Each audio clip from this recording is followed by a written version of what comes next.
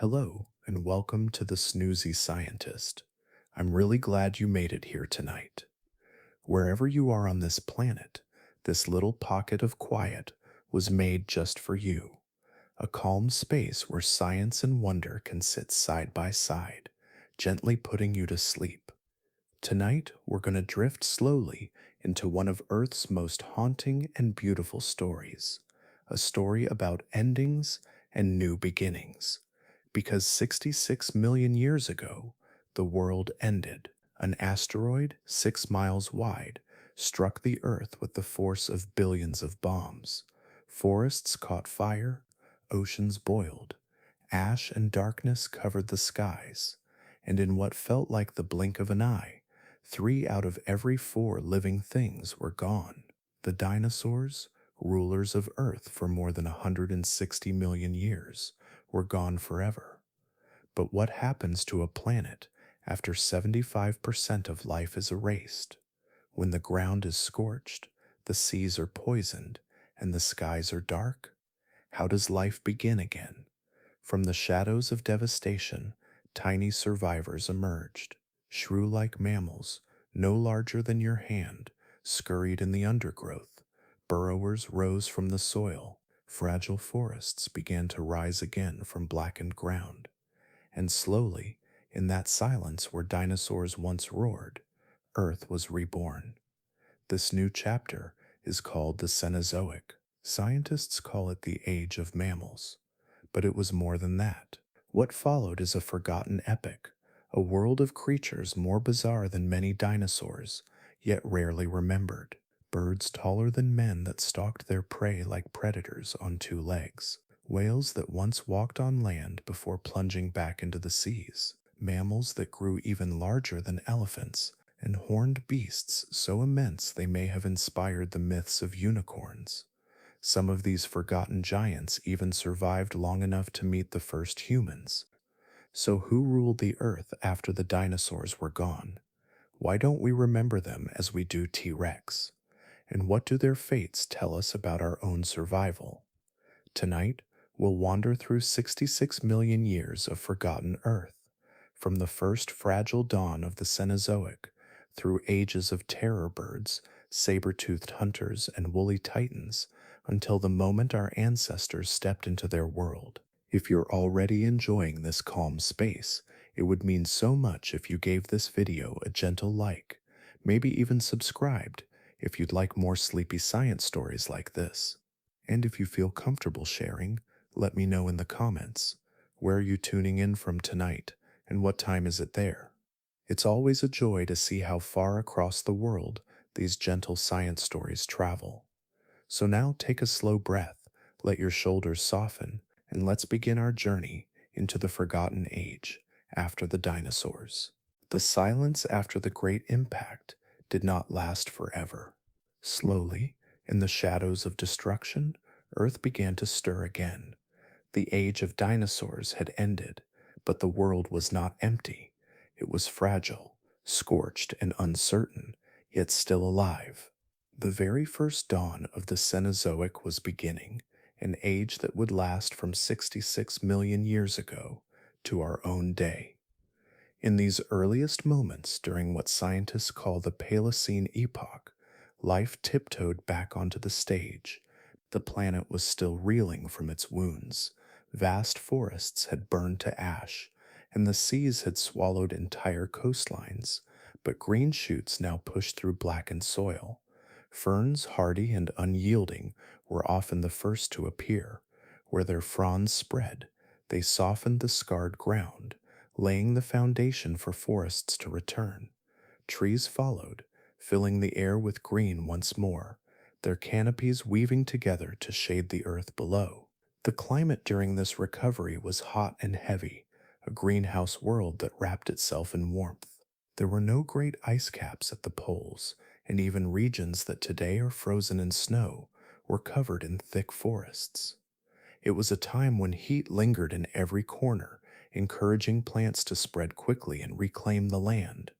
Rain fell often, feeding rivers and swamps that cut across the recovering continents. In this lush but unsettled world, mammals remained small, Cautious and quiet, these survivors had endured the extinction by hiding in burrows, scurrying in the dark, and waiting for danger to pass. Now, with the dinosaurs gone, the land was open, but the memory of predators still shaped their behavior. Many stayed nocturnal, venturing out under the cover of night, their tiny bodies darting through the underbrush in search of insects, seeds, or fallen fruit. They were shrew-like, no larger than a modern rat, with sharp noses and quick claws.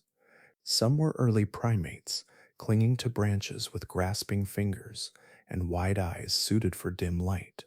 Others were the first hoofed mammals, still small, but beginning to adapt to the forests around them. Every adaptation was an experiment. Nature was testing new possibilities, and each small step would ripple forward into the future. The absence of dinosaurs had left countless ecological niches empty. Where once enormous plant eaters had stripped branches bare, only insects and tiny mammals now fed. Where once giant predators stalked herds across plains, silence now lingered. Into that silence, opportunities waited. Mammals began to fill these roles slowly, each generation adapting a little more, reaching a little further. They were fragile, but their very smallness was an advantage in a world that was still unpredictable. Above them, birds also thrived. Many were small, flitting through branches or skimming along rivers, but some were already beginning to explore new forms, larger and more daring than their ancestors. Their songs returned sound to the forests that had been hushed by catastrophe. Together with the rustle of leaves and the trickle of rivers, they marked the beginning of a new soundtrack for Earth. Though forests were thick and the air was hot, danger had not vanished. Reptiles still lingered, smaller cousins of the giants that had ruled before. Crocodiles haunted rivers, their eyes just above the waterline, waiting for a chance to strike. Turtles, lizards, and snakes moved quietly among the undergrowth. But none would ever dominate the planet as their relatives once had. The balance of power was shifting, and mammals, though still modest in form, were preparing to grow into it. The landscapes themselves were restless. Continents were moving, carried slowly by the currents beneath Earth's crust. What is now India was racing toward Asia, a collision that would eventually push up the mighty Himalayas. North America, Europe, and Asia were closer than they are today, connected by land bridges that allowed species to wander across them. South America, however, remained isolated, a hidden laboratory where evolution would follow its own path. The world was being reshaped, and with it the creatures that lived upon it. The Paleocene epoch was a quiet beginning, marked less by great drama than by patient persistence. Life was fragile, but it was also determined. Each fern that rose from ash, each tiny mammal that scurried through the dark, each forest that pushed back against the silence, carried Earth one step further from destruction. The stage was being set for something extraordinary, for in the millions of years to come, these small survivors would grow into giants, and as the forests thickened and the mammals learned to climb higher, dig deeper, and roam further, the story of the Cenozoic unfolded, moving steadily toward the moment when mammals would no longer need to hide. The quiet forests of the Paleocene soon filled with new sounds. In the shadows where small survivors had once clung to secrecy, mammals began to grow bolder. They were no longer only shrew-like creatures darting under ferns. With time, new shapes appeared, subtle at first, but carrying the promise of entire lineages that would one day dominate Earth. This was the moment when mammals began to break free. Ungulates were among the first to step forward into the vacant world. These were the hoofed mammals, distant ancestors of horses, cattle, and deer. At first, they were modest in size, no larger than a fox, and they padded through the thick undergrowth on soft feet that would later harden into hooves. Some browsed on leaves, stretching upward to pull down tender branches, while others bent low to nibble at shoots near the forest floor. Their teeth began to adapt, sharpening and flattening in different ways to match their diets. What had once been simple molars for crushing insects or seeds were slowly reshaped into grinding surfaces made for plants. Each adaptation was an experiment, guided by the demands of hunger and the opportunities left behind by the vanished giants. Rodents appeared alongside them, quick and restless, with sharp incisors that never stopped growing. This single feature gave them an incredible advantage, for they could gnaw through almost anything. Big seeds, nuts, bark, and even tough stems became food. Their small bodies multiplied quickly, filling forests, burrows, and riverbanks. Where other animals faltered, rodents thrived, always ready to expand into new spaces. Their resilience would carry them forward through every twist of the Cenozoic, shaping entire ecosystems as they went. High in the branches, primates began their story. These early relatives of ours were still small, clinging with long fingers and gripping with flexible feet. Large eyes faced forward, helping them judge distances as they leapt from branch to branch. Their diets were mixed, taking fruits, insects, and leaves, and their curiosity drew them higher into the canopy. In this safety above the ground, they began to develop more complex social lives, traveling in groups and watching one another with growing awareness.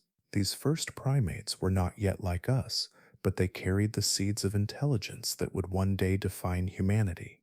The small size of these mammals was not a weakness, but a shield against instability. The climate during the Paleocene could swing sharply, with bursts of heat and shifting rainfall patterns. A giant beast tied to a narrow diet might struggle to survive, but a small mammal, quick to reproduce and capable of eating many things, could bend without breaking. Their very fragility gave them strength, and with each generation, new experiments in form and function emerged. Some grew longer legs for speed, others developed stronger jaws for chewing plants, while still others sharpened their senses for hunting insects in the dark. Every trait was tested by the living world. The ones that worked were passed on, and over countless years, those small adjustments stacked together to create entirely new families. It was not a slow march, but a series of rapid bursts, like sparks flying from a fire. Evolution seemed to accelerate, sending mammals outward into every available niche. Forests that had once been quiet now rustled with a variety of footsteps. On the ground, ungulates moved cautiously in small herds, their heads dipping to feed among the ferns. In the trees above, primates called softly to one another as they leapt through branches. Beneath the soil, rodents dug tunnels that aerated the earth and spread seeds, helping forests recover even faster. Together, these creatures were knitting ecosystems back together, filling roles that had been empty since the fall of the dinosaurs. The world was still young in this new age, but the outlines of the future were beginning to appear. Each mammal carried within it the possibility of something greater, of forms that would one day tower above the land or dive into the depths of the sea. For now, they remained modest in size, cautious and quick, but the stage was being set. The Age of Mammals was no longer only a whisper in the undergrowth. It was rising into the trees, spreading across the plains, and waiting for its giants to come. And as the forests thickened and the herds grew, another kind of ruler was stirring in the shadows, one that would not roar like a dinosaur, but instead strike with speed and precision, changing the balance of power in this forgotten world. As mammals were testing new forms in the forests and undergrowth, another lineage of survivors was rising into unexpected power.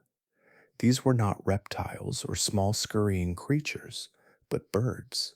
For millions of years after the asteroid strike, birds filled roles that had once belonged to toothy predators. Nowhere was this more dramatic than in South America, a continent cut off from the rest of the world, where evolution took its own bold experiments. Here the rulers of the land were not cats or wolves, but enormous flightless hunters known as forest wrasses, or more simply, the terror birds. They stood taller than a grown human, some reaching heights of nearly 10 feet.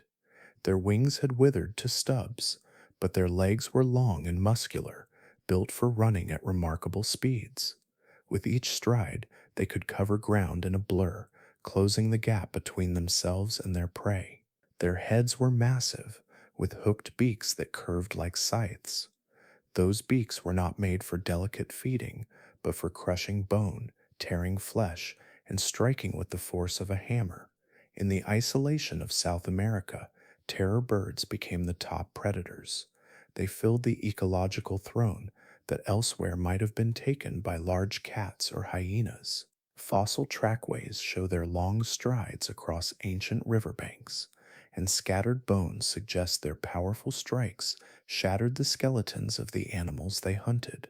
Unlike the dinosaurs that had once chased prey in packs, these birds seem to have relied on ambush and speed. They would stalk quietly through tall grasses or along the edges of woodlands, then lunge forward with explosive power. One blow from the beak could stun or kill, followed by sharp tearing strikes that finished the hunt. For millions of years they ruled unchallenged, their dominance stretching across epochs. Smaller mammals lived in fear of their shadows, and even larger plant eaters had to remain alert. Rodents, early hoofed mammals, and other ground dwellers were all vulnerable, while primates stayed high in the trees, out of reach. The fossils of their prey are sometimes found alongside their remains, silent evidence of the deadly balance that shaped these ecosystems. South America's separation from other continents gave these birds free rein. Without large carnivorous mammals to compete with them, the terror birds diversified. Some grew to gigantic sizes, towering over everything else, while others remained smaller, more agile, darting through dense vegetation in search of quick meals. Each species adapted to a slightly different niche, from forest edge hunter to open plains runner. This variety made them one of the most successful predatory groups of their age. The landscape itself suited them well. The continent was a patchwork of open grasslands, forests, and wetlands. Herds of grazing mammals began to appear, offering abundant food. Rivers wound through valleys, carrying nutrients and drawing animals to their banks. In this world, terror birds thrived, standing tall and unchallenged in their dominion. The fossil record provides striking glimpses of their power. Skulls nearly 2 feet long with sharp, curved beaks, leg bones thick and strong, built for speed and impact. Some skeletons show healed fractures, hinting at the brutal clashes of predators who may have fought each other as fiercely as they hunted. Even the preserved footprints, wide and deep in the stone, speak of their size and weight, each print a frozen step of a predator in motion. For nearly 60 million years after the asteroid, they held their ground as apex hunters of the southern continent. Their story is one of opportunity and dominance, a reminder that the fall of the dinosaurs did not leave the world quiet for long. In one corner of Earth, the thunder of predators returned, not with jaws full of teeth, but with beaks sharper than knives and legs that could chase down almost anything that dared to run. And while South America was shaped by the shadows of these towering birds, the oceans of the world were undergoing their own transformation, as creatures that had once walked on land were beginning to test the waters, setting the stage for a new kind of giant to rise. While South America's plains echoed with the thunder of giant birds chasing prey, another transformation was beginning far from the forests and grasslands. It unfolded in the oceans, where the surface glittered with sunlight and the depths remained dark and silent. Into these waters, a surprising group of creatures ventured, not fish or reptiles, but mammals that had once walked firmly on land. In time, they would become the largest animals ever to live. But their story began humbly, with small steps at the water's edge. Among the first of these pioneers was a creature known as Pakicetus. To look at it, you might not guess it was related to whales at all. It had legs built for walking, a long, narrow skull, and teeth that could snap at fish or other small prey. Yet it lingered along river banks and shallow coastal waters, slipping into streams in search of food. Fossils of Pakicetus found in what is now Pakistan reveal an animal caught between two worlds, still tied to the land, but already drawn to the promise of the sea. From such beginnings came more daring forms, like Ambulocetus, sometimes called the walking whale. It was larger, with short, powerful legs and webbed feet. Its body was better suited for swimming, though it could still haul itself awkwardly onto land. Ambulocetus would have looked something like a crocodile mixed with a wolf, lunging at prey from the water's edge, using its strong jaws to drag animals down. Its name tells the story clearly. A whale that still walked, but whose future was being written in waves and currents. As generations passed, these early mammals grew more comfortable in the water. Their nostrils shifted slowly back along the skull, making breathing at the surface easier.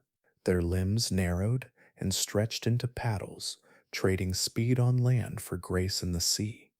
Their bodies became more streamlined, better shaped to cut through water. Every change brought them closer to a life entirely at sea, far from the forests where their ancestors had hidden after the extinction. Then came creatures like Basilosaurus, a giant that stretched as long as a bus. Despite its name, which means king lizard, it was no reptile, but a fully marine mammal. Basilosaurus had an elongated body, like a serpent, twisting through the water with incredible power. Its jaws were lined with sharp teeth capable of tearing into fish and even smaller whales. Fossil evidence suggests it was one of the first true giants of the ocean, a hunter that ruled seas once dominated by reptiles in ages past. Unlike Pakicetus or Ambulocetus, Basilosaurus could not return to land. Its small hind limbs, reduced almost to stubs, served no purpose for walking. It was bound to the ocean forever, the first of many titans to come. The oceans during this time were alive with opportunity. Warm climates fostered an abundance of fish, squid, and other marine life.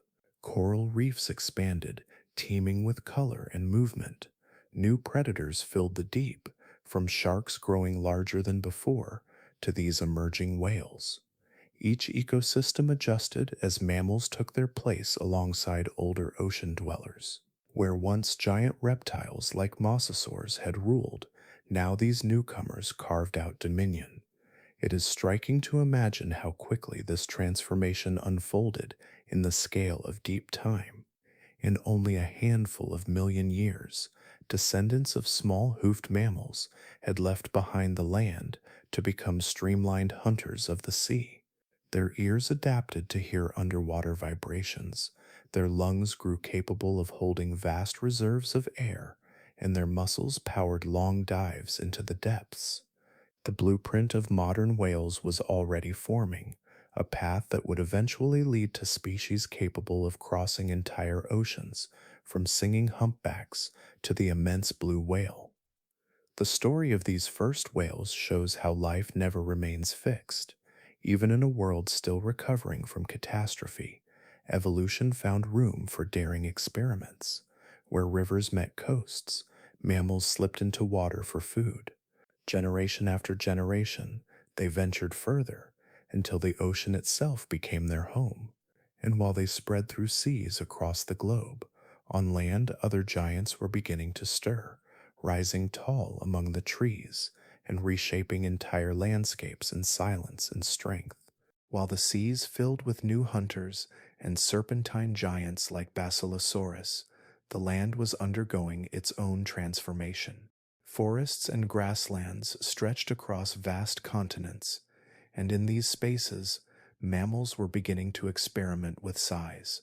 From small beginnings, some lineages pushed upward and outward, growing taller, heavier, and more commanding with each generation. Out of this evolutionary reach came one of the most extraordinary creatures Earth has ever produced, a forgotten titan whose very presence reshaped the landscapes it wandered. This was Indricotherium, also known as Paraceratherium, the largest land mammal known to science. It lived during the Oligocene epoch, roughly 30 million years ago, and stood taller than any living elephant. At its shoulder, it may have reached more than 16 feet, and from head to tail it stretched close to 30 feet in length. To imagine such a creature is to imagine a living skyscraper of bone and muscle moving with slow, deliberate steps across the plains of Asia. Indricotherium was a relative of modern rhinoceroses, though it lacked the horns that define its descendants. Instead, its skull was elongated, with a large mouth suited to stripping leaves from high branches. Its neck stretched long and powerful, allowing it to reach the tops of trees, like a mammalian counterpart to the sauropod dinosaurs that had vanished millions of years before. Fossil evidence shows that its teeth were designed for browsing, grinding down tough foliage, bark, and the fibrous leaves of towering plants. With each meal, it could shape the very forests it lived in, clearing branches and opening light to the understory below. The fossils of this giant have been found across Asia, from Mongolia to Kazakhstan, painting a picture of a wide-ranging herbivore. Its bones are enormous, some limb fragments so heavy that even a few pieces can weigh as much as an entire human. Paleontologists reconstructing its skeletons have marveled at the scale. Rib cages broad enough for a person to stand inside, legs like massive pillars to support the bulk above, and vertebrae that hint at the strength required to lift its long neck. Every fossil discovery tells of a creature that dwarfed almost everything around it. Yet for all its size, Indricotherium was not a predator. It was a gentle browser, relying on its immense height to reach food others could not. Herds of these giants would have shaped entire ecosystems, stripping trees, clearing pathways, and creating openings in forests where new plants could take root. Smaller animals would have moved in their wake, feeding on fallen branches or new shoots exposed by their browsing. Like elephants today, Indricotherium acted as an ecosystem engineer, altering its environment simply through the act of living. The climate during the Oligocene was cooler than the steaming heat of the Paleocene and Eocene, yet still warm enough to support expansive forests and open woodlands. In these shifting environments, Indricotherium found its niche, towering above other mammals. Its size alone offered protection, for few predators would dare to challenge something so large. Even so, its life was not without struggle. Such giants required enormous amounts of food each day, and droughts or shifts in vegetation would have placed great pressure on them. Fossil evidence suggests they roamed widely, following the seasonal growth of plants across great distances. To encounter such a creature, had humans ever walked beside it, would have been awe-inspiring. Imagine standing on a grassy plain, looking upward as a beast twice the height of a giraffe reached effortlessly into the canopy. Its footsteps would have shaken the ground, slow and steady, its silhouette breaking the horizon like a moving piece of landscape. Unlike the predators that inspire fear, Indricotherium inspires wonder, a reminder of how vast life can become when conditions allow. The existence of Indricotherium also highlights one of the great patterns of evolution. With the dinosaurs gone, mammals expanded into roles once held by those reptilian titans. In the sea, whales took the place of marine reptiles. On land, Indricotherium rose as the counterpart of sauropods, giant herbivores that shaped forests by reaching the highest branches. The story of the Cenozoic is not just one of survival, but of echoes, where life revisits ideas from the past in new forms, filling old roles with fresh designs. For tens of millions of years, Indricotherium and its relatives dominated Asia, gentle giants that needed no horns, no claws, only their size and reach. They remain among the most impressive mammals ever to walk the earth, yet their story is little remembered outside the halls of paleontology. When their time ended, the land did not stay quiet. New landscapes were opening, grasslands spreading wider than before, and with them came a new stage for grazers and the predators that followed them. As the giants of the Oligocene browsed at the tops of trees, the climate of Earth was beginning to shift again. The greenhouse warmth that had dominated earlier ages slowly cooled, rainfall patterns changed, and the great forests that once stretched endlessly began to thin. In their place, new landscapes opened, vast and windswept, covered not by towering trees, but by endless seas of grass. These grasslands spread across continents, transforming the face of the earth and setting the stage for new creatures to evolve. Grasses were not entirely new, but until this time they had lived quietly in the shadow of forests.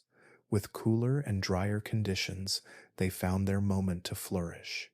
They spread quickly, forming carpets that could withstand drought and fire.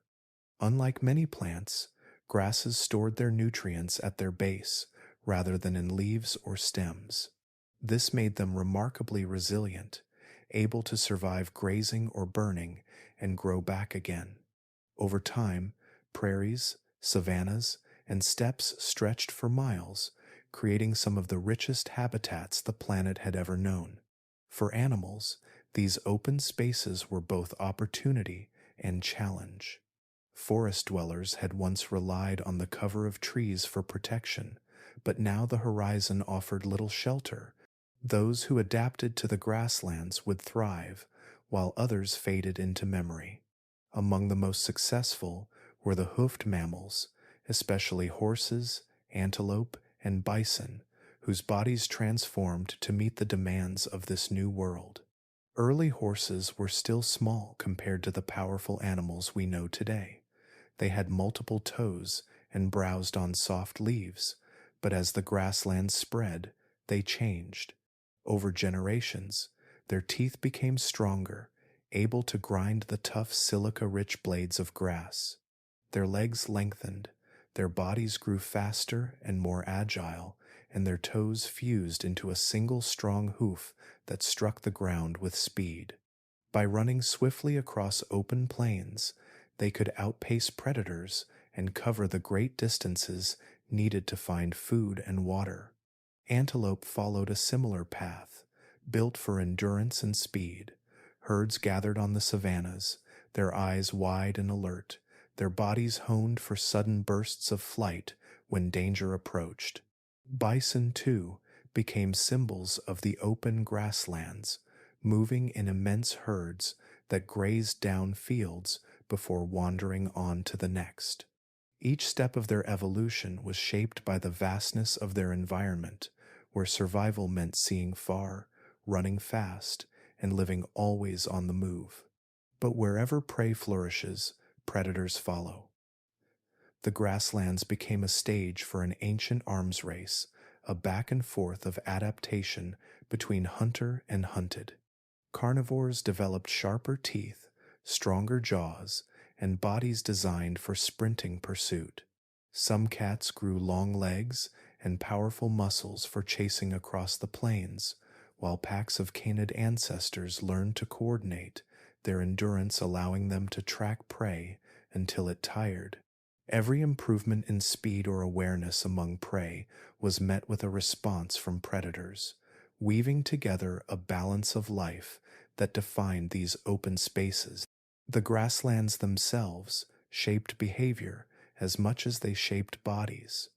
Animals that once lived alone in the cover of forests now gathered in groups.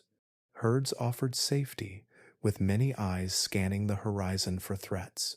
Within these herds, social bonds grew stronger, guiding migrations that could stretch for hundreds of miles. The rhythm of life was tied to the seasons, to the growth of grasses, and to the water that flowed through rivers and lakes.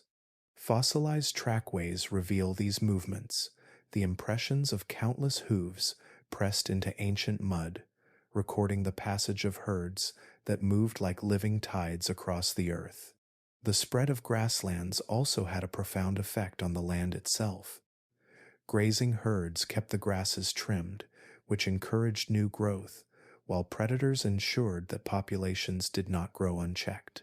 Fires sparked by lightning cleared away old vegetation, allowing fresh shoots to rise. Together, these cycles created ecosystems that were both dynamic and resilient, capable of supporting vast numbers of animals. It was a world of constant motion, where survival belonged to those who could adapt to the openness of the plains. And while these landscapes transformed life on land, other corners of the earth were seeing very different dramas unfold. In some regions, ancient predators that were neither cats nor dogs still held power, their strange forms a reminder of an earlier age. As the grasslands thrived, these shadowy hunters tested their place in a world that was rapidly leaving them behind. As herds of horses, antelope, and bison spread across the new grasslands, their presence invited danger. Open plains were not only the stage for grazers, but also for the hunters that pursued them. Yet in this time, before lions roared or wolves howled, the role of top predator belonged to stranger creatures, now mostly forgotten. These were the hyaenodons and creodonts, early mammalian carnivores that once dominated the dawn of the Cenozoic. Creodonts were among the first true mammalian hunters to rise after the fall of the dinosaurs.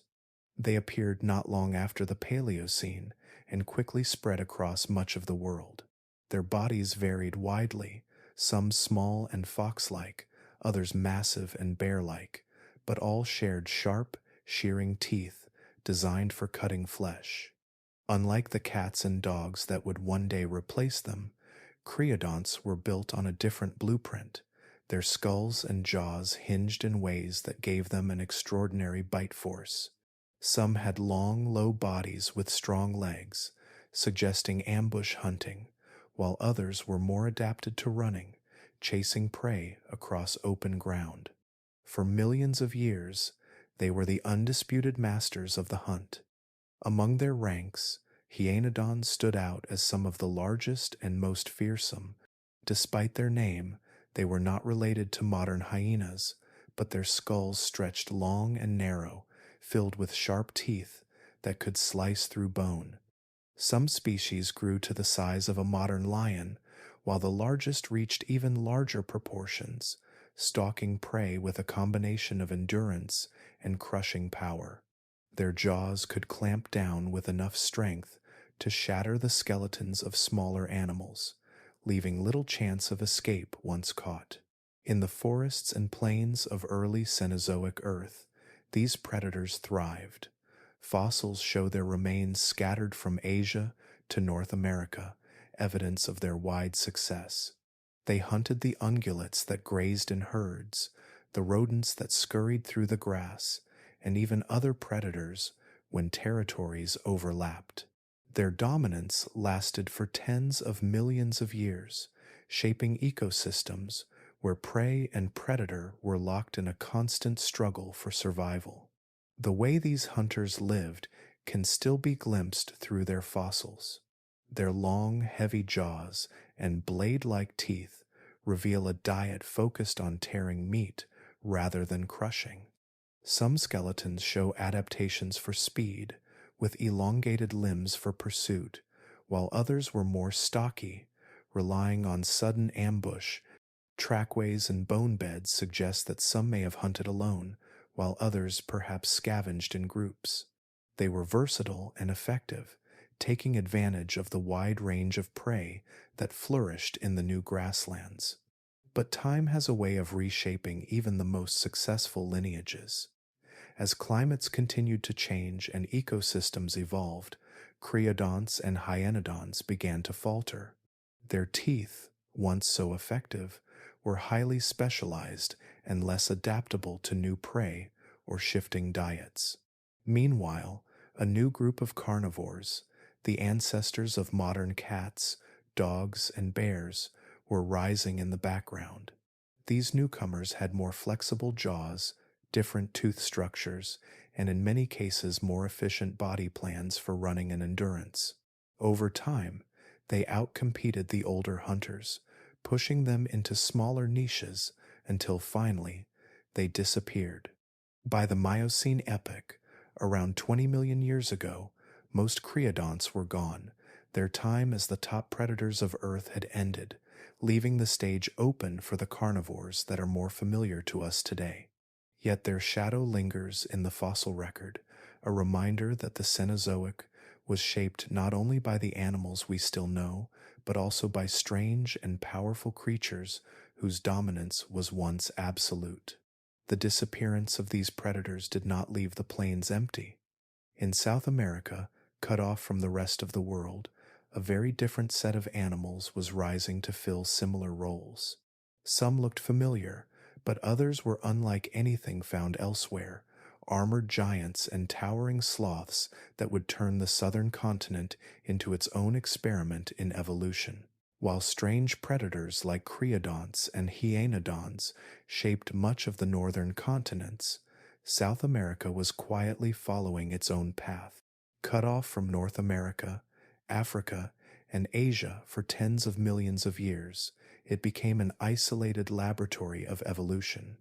Separated by oceans, its ecosystems developed without the constant exchange of species that shaped other lands.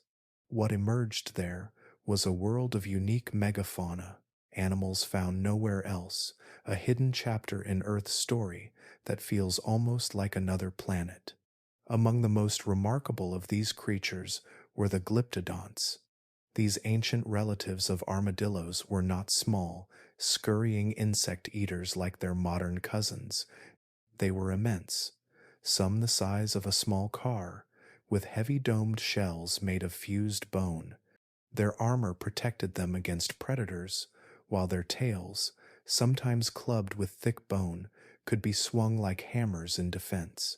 Imagine an enormous living tank, grazing on grasses and leaves, its back a fortress that few attackers would dare to challenge.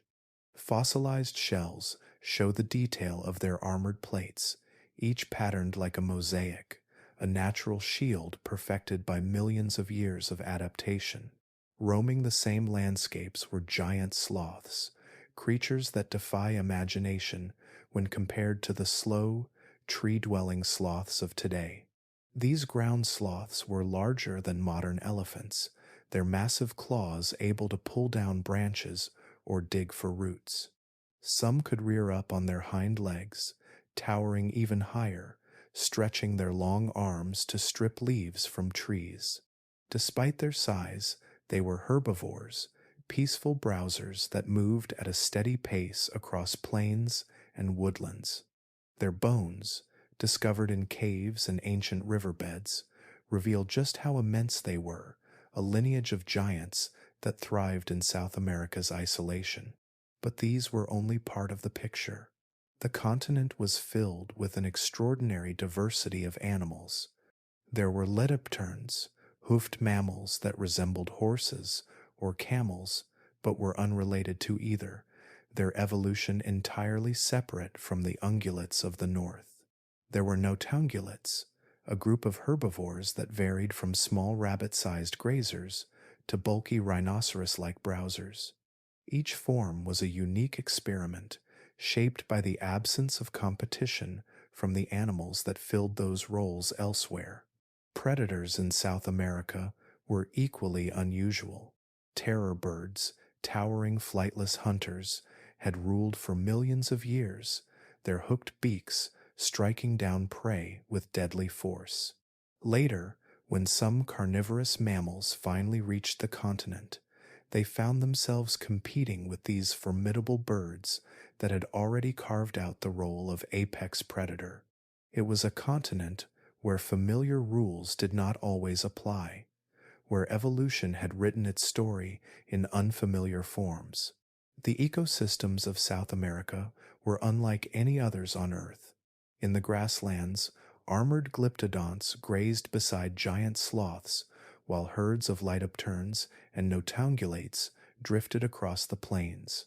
In the forests, smaller mammals and marsupials filled niches similar to squirrels, opossums, and even primates. Yet none of them were closely related to their northern counterparts. They were products of long isolation, shaped by an environment that had evolved in splendid solitude. Fossil discoveries have revealed this strange world in detail. Skulls of giant sloths, with deep jaws and long curved claws, suggest a life of steady browsing, while the shells of glyptodonts, sometimes perfectly preserved, show the weight and strength of their armored defenses. The diversity of South America's ancient life speaks to the power of separation. Cut off from the rest of the world, evolution filled every possible role with its own creations, leading to animals that looked familiar at first glance but were entirely unique. For tens of millions of years, this lost world thrived in balance. Its giants shaped the land as they grazed and browsed, creating openings in forests and dispersing seeds. Its predators kept herds in motion, ensuring that no single species overwhelmed the ecosystem. It was a land both strange and harmonious, a reminder that Earth's story has always been written in many voices, each continent adding its own verse. And while South America stood apart, its isolation would not last forever. Over time, shifting tectonic plates and rising land would build a bridge to the north, linking two continents that had been strangers for ages.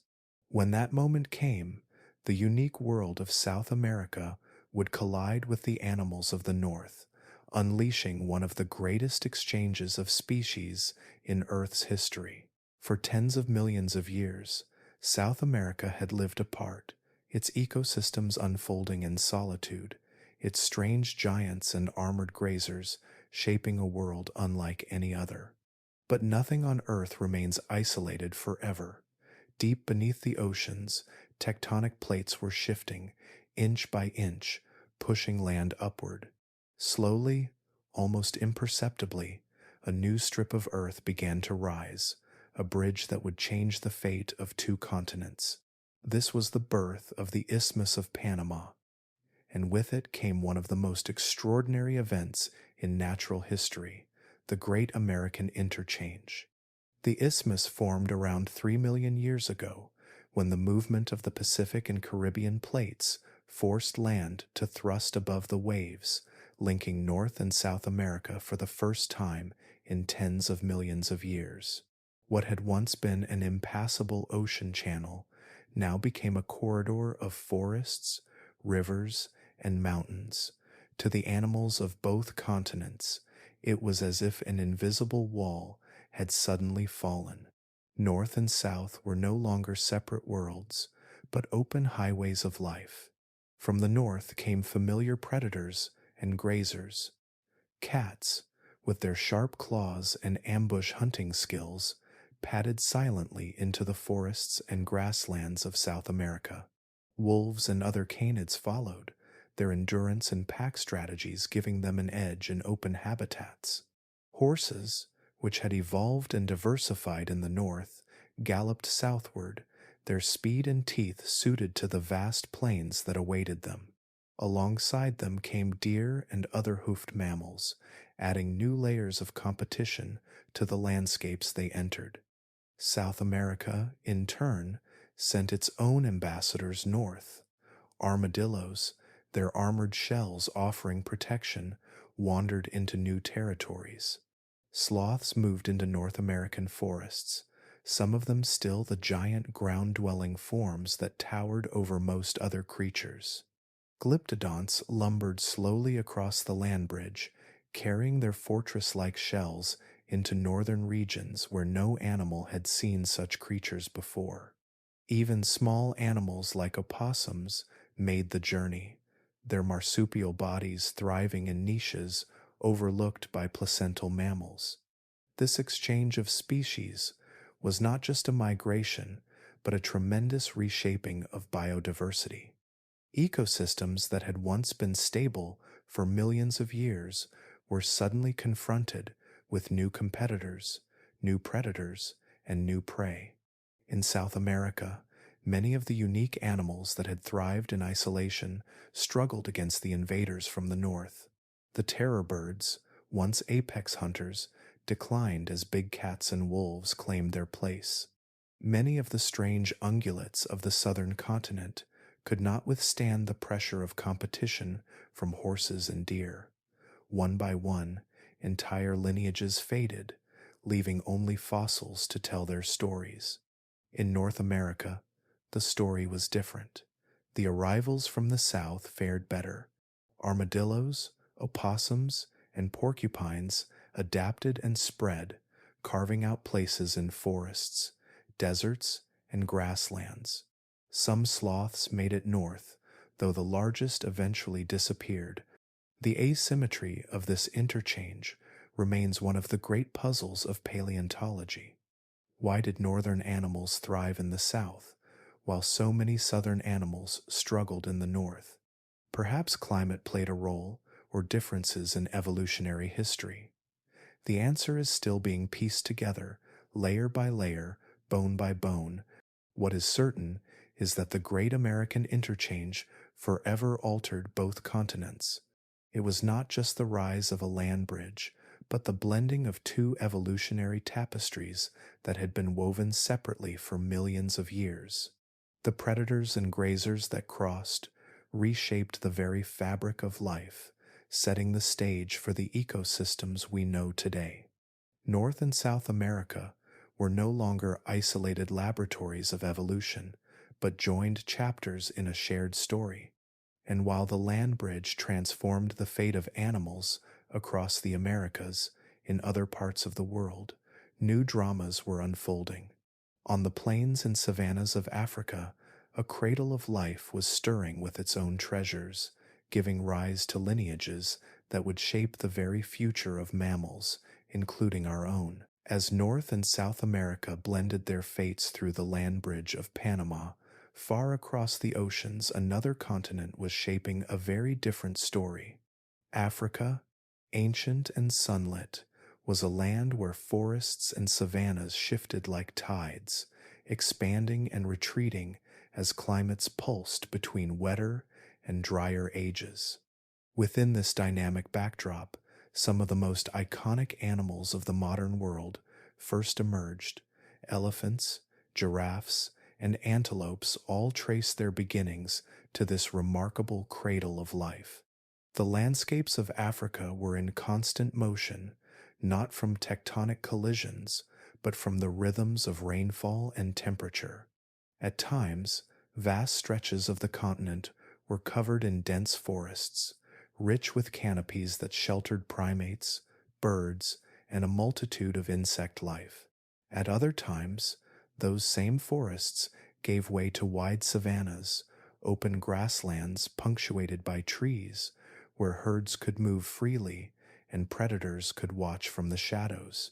This alternating pattern created a world of variety, one where animals were continually pushed to adapt, to stretch their bodies and behaviors in new directions. It was here that the ancestors of elephants first appeared.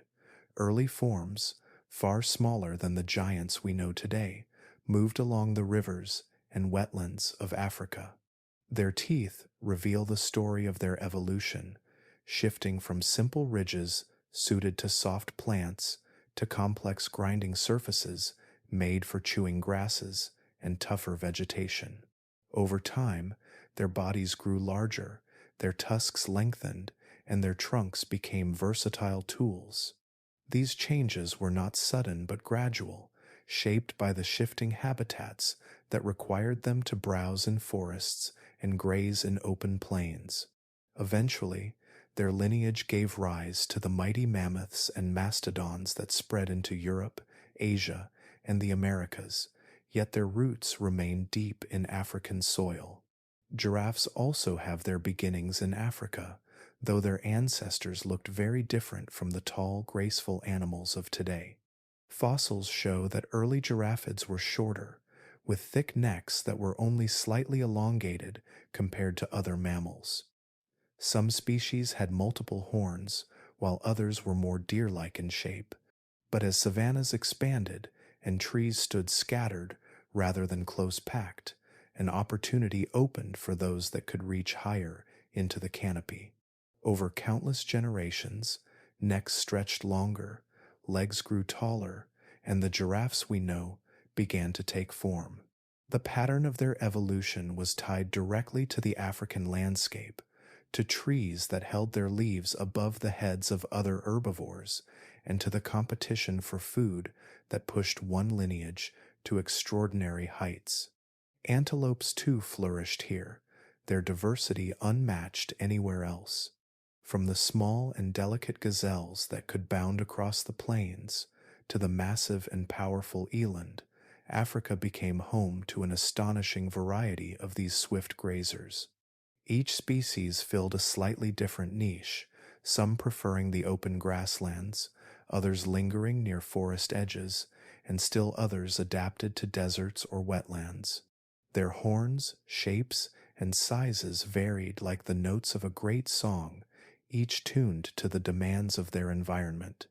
The antelopes became the lifeblood of Africa's ecosystems, their herds feeding predators, dispersing seeds, and shaping the grasses through their grazing.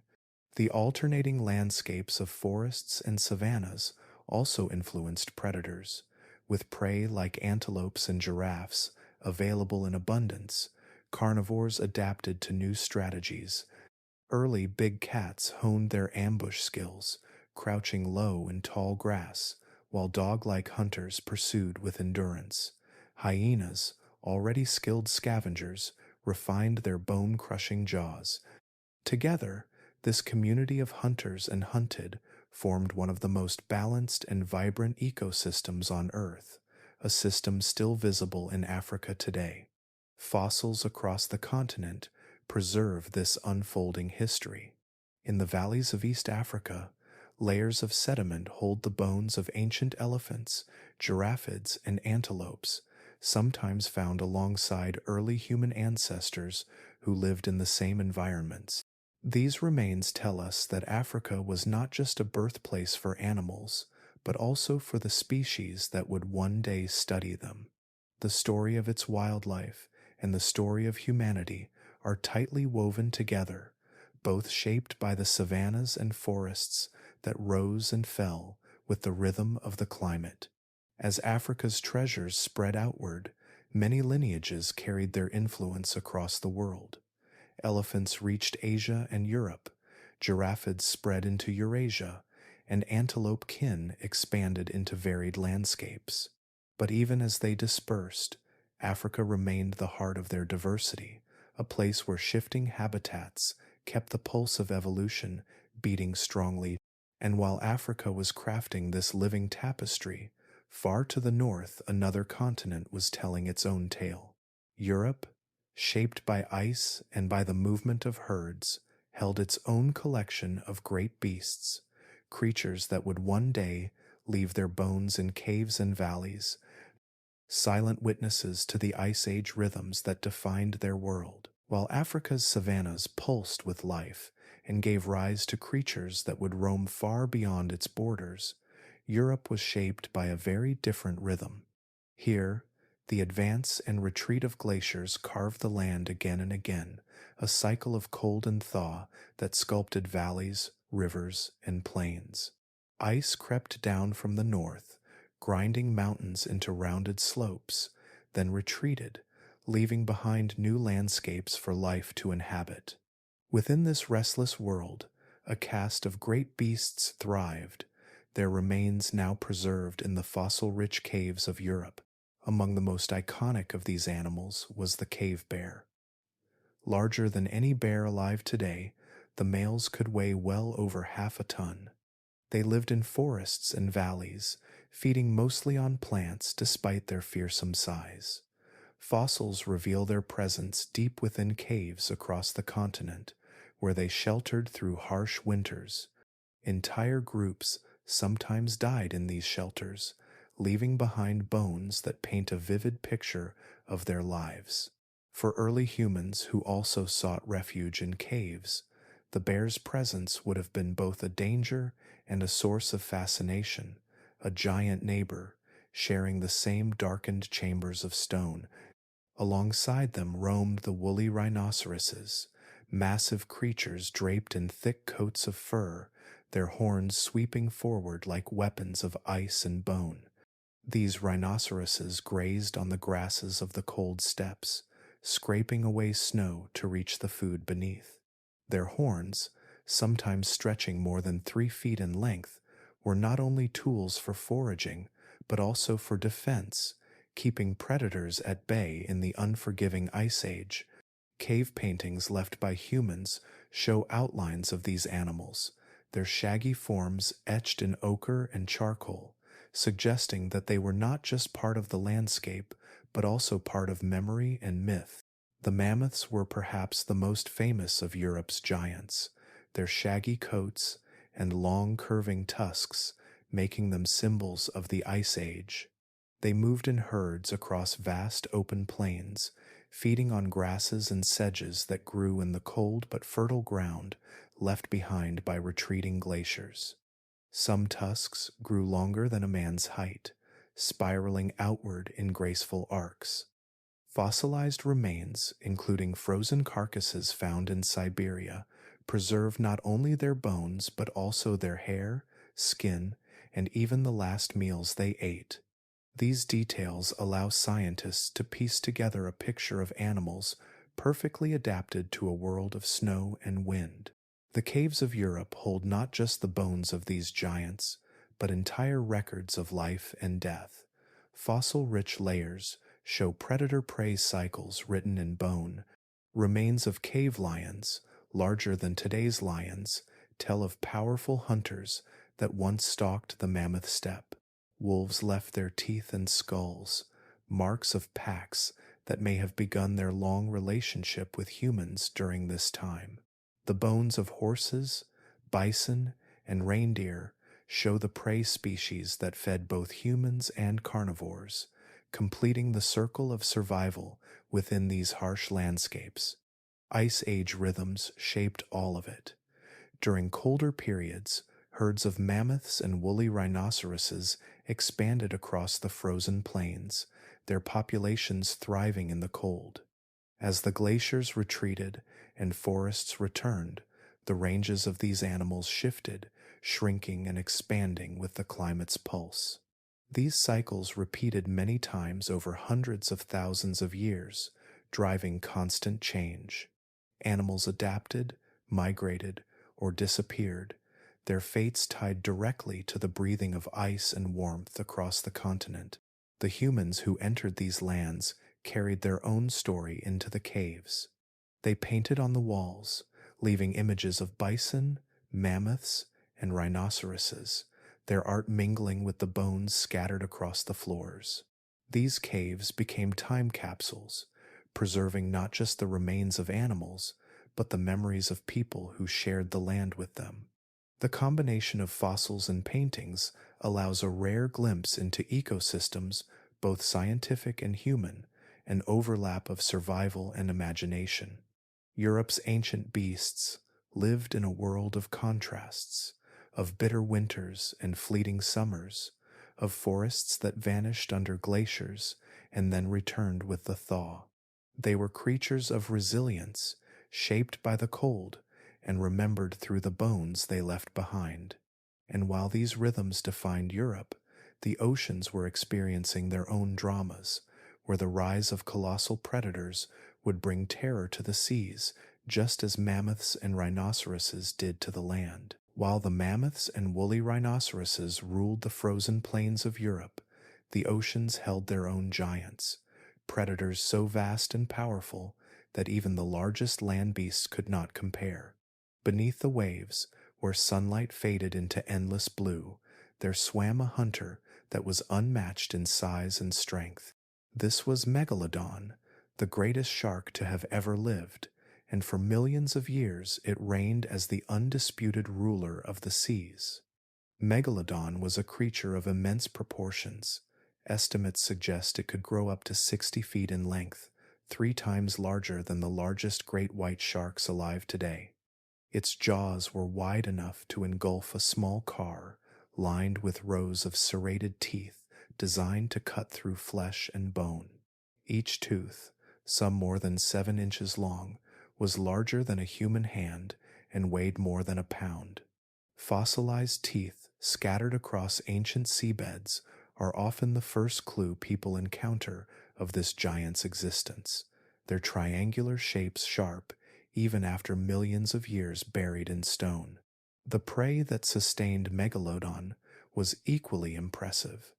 Early whales had begun to flourish in the Miocene oceans, some growing to sizes never before seen in marine mammals. These whales, along with seals, dolphins, and large fish, became the primary diet of the massive shark. Fossil bones of whales have been discovered with bite marks that match the size and shape of Megalodon's teeth, evidence of encounters that ended swiftly and violently. With a single bite, it could shear through rib cages, crush skulls, and drag entire bodies into the depths. The hunting strategy of Megalodon was likely very different from that of smaller sharks. Rather than chasing quick prey in bursts of speed, it may have relied on ambush, using its immense size to strike with overwhelming force. Scientists believe it often targeted the flippers or tails of whales first, disabling them before delivering a fatal bite. Once its prey was unable to swim, the massive shark could feed at leisure, consuming thousands of pounds of flesh in a single meal. The oceans of the Miocene and Pliocene, when Megalodon thrived, were warm and teeming with life. Coastal waters were rich with fish, seals crowded the beaches, and whales migrated across vast distances. For a predator of Megalodon's size, this abundance provided ample opportunity to grow and dominate. Yet the very abundance that fed it also carried the seeds of its downfall. Around 3 million years ago, ocean ecosystems began to change. Currents shifted as the Isthmus of Panama rose from the sea, altering the circulation of warm and cold waters between the Atlantic and Pacific. Global climates cooled, leading to the spread of polar ice and lowering sea levels. Many coastal areas that had once been rich feeding grounds vanished. At the same time, the whales that Megalodon depended on were evolving into new forms, some growing even larger and faster, while others shifted their ranges into colder waters where the giant shark could not easily follow. These changes placed immense pressure on Megalodon. A creature of such size required enormous amounts of food, and when that food became scarcer, survival grew harder.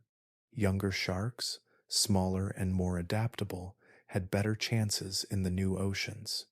Great white sharks, though tiny compared to Megalodon, were faster, more flexible in diet, and able to thrive in cooler waters. Slowly, the balance tipped. The ruler of the seas lost its grip. Fossils tell us that by the end of the Pliocene, Megalodon was gone. No complete skeletons remain, only scattered vertebrae and the countless teeth that wash up on beaches or rest in layers of ancient rock. Yet those teeth are enough to remind us of what once swam in Earth's oceans, a predator so vast that its bite force is estimated to be the strongest of any animal in history. The story of Megalodon is both awe-inspiring and humbling. For millions of years it dominated the seas, yet even this giant was not immune to the shifting tides of climate and ecosystem. Its extinction cleared the way for whales to grow into the even greater giants of today, and for other predators to take its place. And while Megalodon vanished from the seas, on land new hunters with saber-like teeth were rising, preparing to carve their own place in the story of the Cenozoic.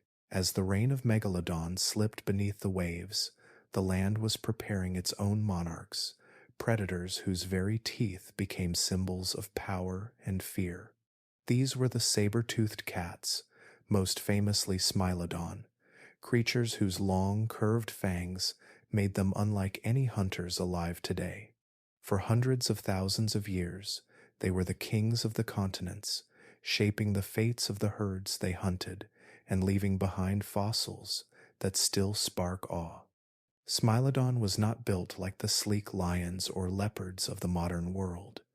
Its body was more compact, with short, muscular limbs and a broad chest. Its build suggests strength over speed, a predator designed not to chase prey across open plains, but to launch sudden, devastating ambushes. Hidden in tall grass or crouched in the shadows of woodlands, it could lunge with explosive force, bringing down animals much larger than itself. The most striking feature of Smilodon was its fangs. Each saber-tooth could grow more than 7 inches long, curving downward like ivory blades. They were slender compared to the teeth of lions or tigers, but perfectly shaped for precision strikes. Scientists believe Smilodon used them to pierce soft areas of prey, such as the throat or belly, where a single bite could cause fatal wounds. Its jaws could open nearly twice as wide as those of modern cats, an adaptation that allowed room for such extraordinary weapons. The prey of these cats was equally impressive. During the Pleistocene, North and South America were home to vast herds of bison, horses, camels, and even mammoths. Smilodon thrived in this world of giants, using ambush and teamwork to bring down creatures far larger than itself. In places like the La Brea tar pits of California, thousands of Smilodon fossils have been preserved, their bones mingled with the remains of prey animals that became trapped in sticky pools of asphalt. These fossil beds provide a vivid record of how common and successful these predators were. Evidence from these sites suggests something surprising about their behavior. Unlike solitary cats such as tigers, Smilodon may have lived and hunted in groups. Many skeletons show healed injuries, broken bones that had mended well enough for the animal to live for years afterward. In the wild, a predator with a broken leg or jaw would not survive alone. The fact that these injuries healed implies that other Smilodon may have shared food or offered protection, a sign of social behavior more like modern lions. Such cooperation would have made them even more formidable hunters, capable of taking down the largest prey through coordinated attacks. Their powerful front limbs were another clue to their hunting style. Where modern cats rely heavily on speed and claws, Smilodon's short, stocky arms were designed for grappling. Once it lunged from cover, it could latch onto prey with immense force, holding it steady while delivering a precise killing bite with its saber teeth. This method was risky, as the fangs were delicate compared to other teeth and could break if used against bone, but when aimed at the right spot, they were devastatingly effective. The world of the saber-toothed kings was harsh and competitive. Alongside them lived dire wolves, packs of large canids that roamed the plains, and American lions, which were larger than any big cat alive today. Yet Smilodon held its own, perfectly adapted to the mix of grasslands and woodlands that spread across the continents. Its presence was so dominant that when herds of bison or mammoths gathered, they did so under the constant threat of attack from the shadows. For more than 1,000,000 years, Smilodon was one of the most successful predators on Earth. Its fossils are found from North to South America, marking it as a wide-ranging and adaptable hunter. But like Megalodon before it, the saber-toothed kings were bound to the ecosystems that sustained them. Their story would eventually be shaped by forces greater than strength or teeth, as climates shifted and new players entered the stage. For now, though, they were unrivaled on land, their long fangs gleaming as symbols of an age when ambush and power defined the art of the hunt. And in the cold expanses of Eurasia, another giant with a horned crown was carving its own place in the history of mammals, a beast so strange that some believe it inspired legends of unicorns. While saber-toothed cats waited in the shadows, with their fangs gleaming like ivory blades, across the wide steppes of Eurasia, another giant was shaping its place in the world. It was a rhinoceros, but not like the ones we know today. This was Elasmotherium, a beast so strange and imposing that it has been called the last unicorn. Its massive horn, its great shaggy body, and its survival into the very age of humans make it one of the most haunting figures of the Cenozoic. Elasmotherium was enormous, some individuals reaching a height taller than a man's head, even at the shoulder. Its body was broad and covered in thick hair, an adaptation to the bitter cold of Ice Age steppes, but its most defining feature was the horn. Fossil skulls show a vast bony dome on the forehead, a base large enough to anchor a horn that may have been over 6 feet long. Unlike the short, sharp horns of modern rhinos, this one was likely a towering spear rising from its brow in a single great curve. The function of the horn is still a matter of debate.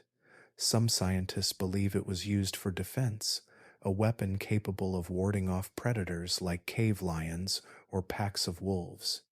Others suggest it may have been used in battles between males, clashing in displays of strength over mates or territory. There is also evidence that it could have helped clear snow to reach buried grasses during harsh winters, sweeping the frozen ground aside like a giant blade. Whatever its purpose, the horn made Elasmotherium an unforgettable presence on the steppe. Its diet was simple but demanding, unlike some other Ice Age grazers that mixed leaves and shrubs into their meals. Elasmotherium seems to have been specialized for grass. Its jaws were massive, its teeth deep-rooted and ridged, perfectly designed for grinding the tough, silica-filled blades of steppe grasses. Fossil wear patterns suggest it was a constant grazer, lowering its massive head to crop the plains day after day. The open landscapes of Eurasia provided the abundance it needed, but that dependence would one day be part of its downfall. What makes Elasmotherium so remarkable is how long it survived. While many other giants of the Miocene and Pliocene faded into extinction millions of years before, this rhinoceros endured until around 39,000 years ago. That means it lived at the same time as early humans, sharing the steppes with the ancestors who painted mammoths and bison on cave walls. Some legends passed down through cultures may carry echoes of its existence. Tales of unicorns, of one-horned beasts of great size and strength, may have been inspired by distant memories of encounters with Elasmotherium. The bones and skulls unearthed by ancient people could easily have fueled stories of mythical creatures, blending memory with imagination. Its survival alongside humans raises haunting questions. Did our ancestors ever see them alive, shaggy shadows moving across the horizon with their horns glinting in the pale Ice Age sunlight? Were they hunted for meat or feared as dangerous rivals of the plains?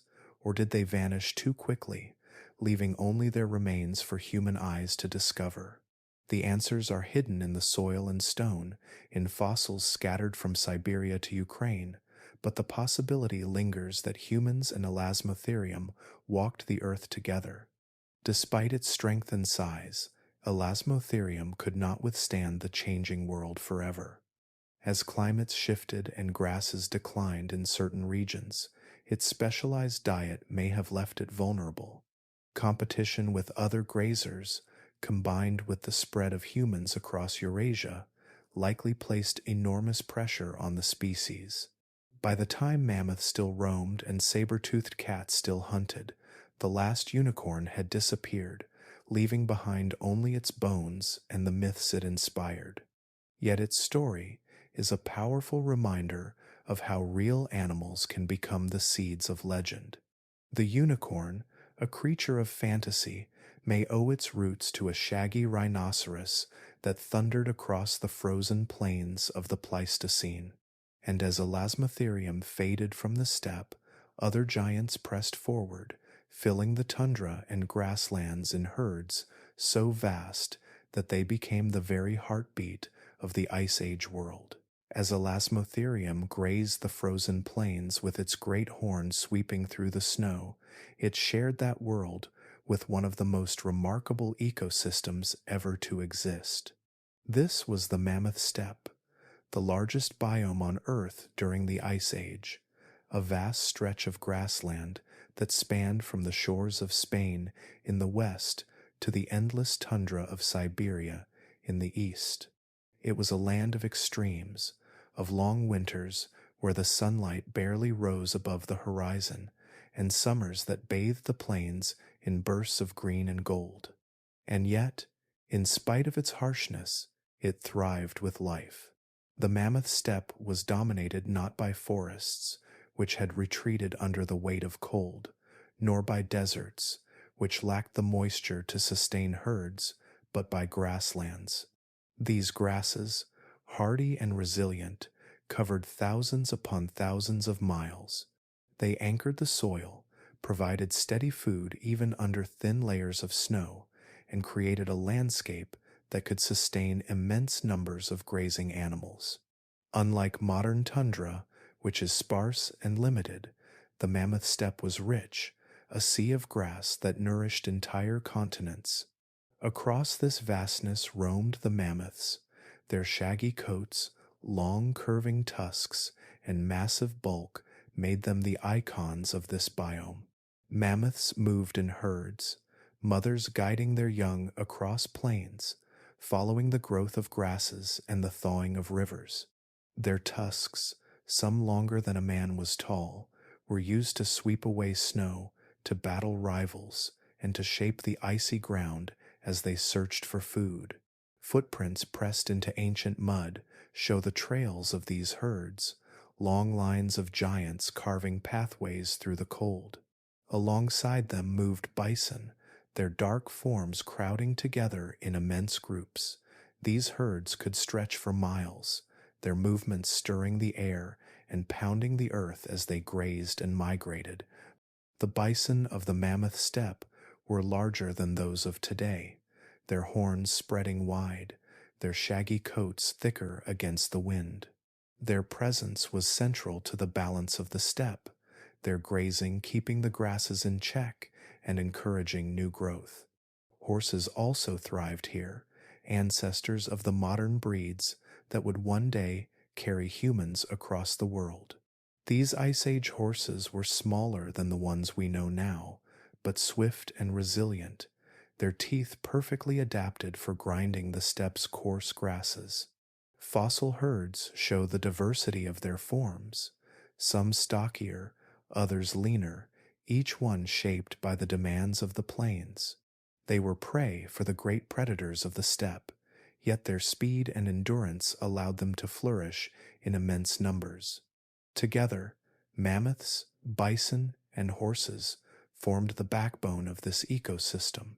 Their constant movement, their grazing and trampling, shaped the very land they walked upon. They broke the snow, spread seeds in their droppings, and kept the grasslands alive. Behind them came predators, wolves and cave lions, and scavengers that fed on what the herds left behind. It was a living machine that stretched across continents, bound together by grass and ice. The scale of the Mammoth Steppe is difficult to imagine today. Modern grasslands, like the Serengeti of Africa or the prairies of North America seem vast, but the Ice Age steppe dwarfed them all. It wrapped around the northern hemisphere in a nearly unbroken belt, a single biome that linked Spain, France, Germany, Russia, Mongolia, and Siberia into one endless sweep of land. Fossil evidence shows the same species stretching across this immense distance, their bones telling a story of connected worlds where animals could migrate freely for thousands of miles. And yet, despite the cold, it was not barren. Summer brought bursts of flowers among the grasses, attracting insects and birds.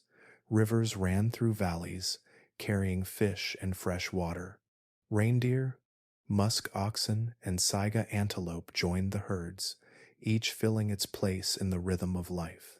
Even in the depths of winter, when snow fell heavily and winds scoured the plains, life endured, the herds pushing onward, their endurance as great as the land itself. The mammoth steppe was more than just the backdrop of the Ice Age. It was the stage upon which humans would one day step, following the herds for food, carving survival from the same grasses that fed the giants. But before that moment, the steppe belonged to the animals themselves, a world ruled not by walls of forest or mountains, but by the open horizon, by the breath of the wind across endless grass, and by the footsteps of giants echoing from one end of a continent to the other. And far to the south, in the land of Australia, isolation was once again shaping life in strange and wondrous forms, where marsupials rose into giants unlike anything else the world had ever seen, while herds of mammoths and bison thundered across the northern plains. Far to the south, another world was unfolding, one that had been shaped not by contact but by isolation. Australia had long been separated from the other continents, drifting like a raft through the oceans. This separation gave evolution free rein, creating animals unlike any found elsewhere. Here, marsupials rose into giants, filling roles that on other continents belonged to very different creatures. The land became a theater of the unusual, a place where strangeness became the rule. Among the most impressive of Australia's giants was Diprotodon, the largest marsupial that has ever lived. It was a relative of wombats and koalas, though far larger, some growing more than 13 feet long and weighing over 2 tons. Diprotodon moved slowly across the open woodlands and plains, browsing on leaves, shrubs, and grasses. Its skull was broad, with strong jaws for chewing tough vegetation, and its body was barrel-shaped, carried on pillar-like legs. To see a herd of Diprotodons would have been like seeing a procession of living tanks, gentle but unstoppable as they grazed their way across the landscape. Sharing the plains were giant kangaroos, not the quick hoppers we know today, but towering browsers that could reach leaves high above the ground. Some stood over 10 feet tall, using their great size to strip foliage and defend themselves against predators. Their bones suggest they walked more than they hopped, moving with slow, deliberate strides rather than bounding in leaps.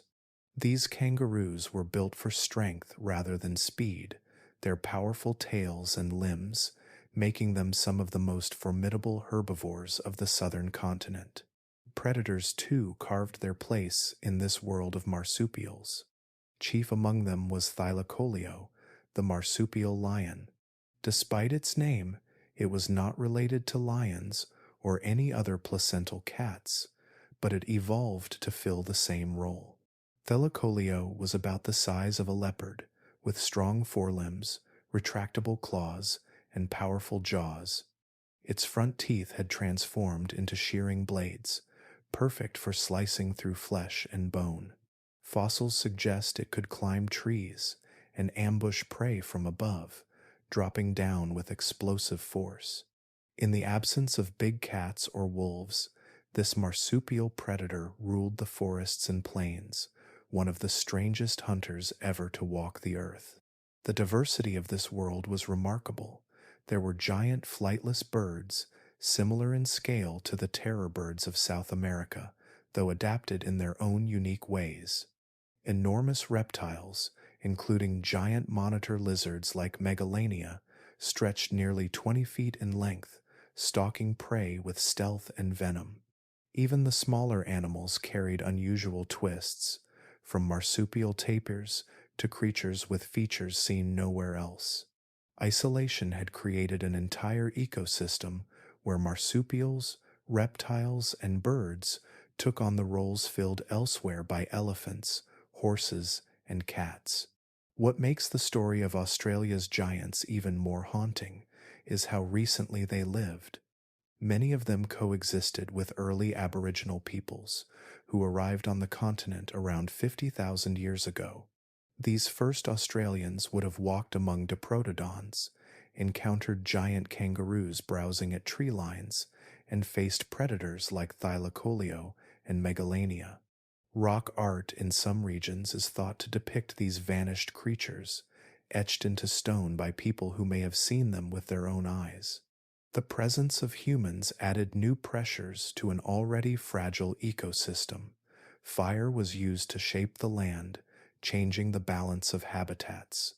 Hunting, even at a small scale, could have tipped the scales for animals already vulnerable to climate fluctuations. As Ice Age climates grew drier and less predictable, the combined stress of environmental change and human activity may have pushed these giants toward extinction. By the time mammoths still roamed in the far north, Australia's marsupial titans had faded into memory. Yet their legacy remains in the bones scattered across caves and dry lake beds, in the stories of Aboriginal peoples that describe creatures unlike those living today, and in the marsupials that still inhabit the continent. Kangaroos, wombats, and koalas are the smaller heirs of a lineage that once produced giants, reminders of a time when Australia was a kingdom of the strange and the mighty. And while the southern lands carried their marsupial wonders, in the frozen north other titans pressed forward, adapting to cold so fierce that even breath could freeze in the air. It was there, on the icy tundra, that woolly mammoths and rhinoceroses left their mark as the enduring symbols of the Ice Age. As the giants of Australia vanished into memory, the northern world was locked in the grip of ice. Vast sheets of glaciers crept down from the poles, sculpting mountains and spreading across valleys. The air was cold and dry, the winds sharp, and yet life did not retreat from this frozen stage. Instead, it adapted, clothing itself in thick coats of fur, building strength to endure bitter seasons and finding ways to graze where snow lay deep. These were the Ice Age titans of the north, creatures that became the very symbols of survival against cold. Foremost among them were the woolly mammoths. These great elephants were covered in shaggy coats of brown hair, with a dense underlayer of wool to trap warmth. Their ears were small and rounded to prevent heat loss, their fat reserves heavy, and their long curving tusks stretched outward like arcs of ivory. Some tusks grew longer than 12 feet, curling in graceful spirals. They were not just ornaments but tools, used to sweep aside snow, clear paths, or battle rivals during the mating season. Herds of mammoths moved across the tundra and steppe, guided by the memory of ancient routes, their calves sheltered at the center, their footsteps pressing deep into the frozen ground. Beside them lived the woolly rhinoceroses, just as formidable in their own way. Covered in long, shaggy fur, their bodies were adapted to cold, with thick skin and layers of fat. Their horns, often longer than 3 feet, were tilted forward, and many fossil skulls show wear marks that suggest they swept them side to side, brushing away snow to uncover grass beneath. Unlike the rhinoceroses of Africa, these beasts thrived in icy plains, their heavy forms moving with determination through winds that would have frozen smaller creatures. Their bones, preserved in Siberian permafrost, sometimes still hold traces of their last meals, frozen in time as proof of their resilience. Alongside these giants roamed the musk ox, smaller in scale but no less adapted to the cold. Their long, shaggy coats hung nearly to the ground, forming a curtain of insulation, while their strong hooves broke through ice to reach plants hidden beneath. Musk oxen were masters of endurance, gathering in defensive circles with their horns turned outward whenever wolves approached. Their fossil record stretches back hundreds of thousands of years, showing a lineage that weathered countless swings of climate, surviving where many larger animals could not. Even today, musk oxen remain on the tundra, living relics of the Ice Age.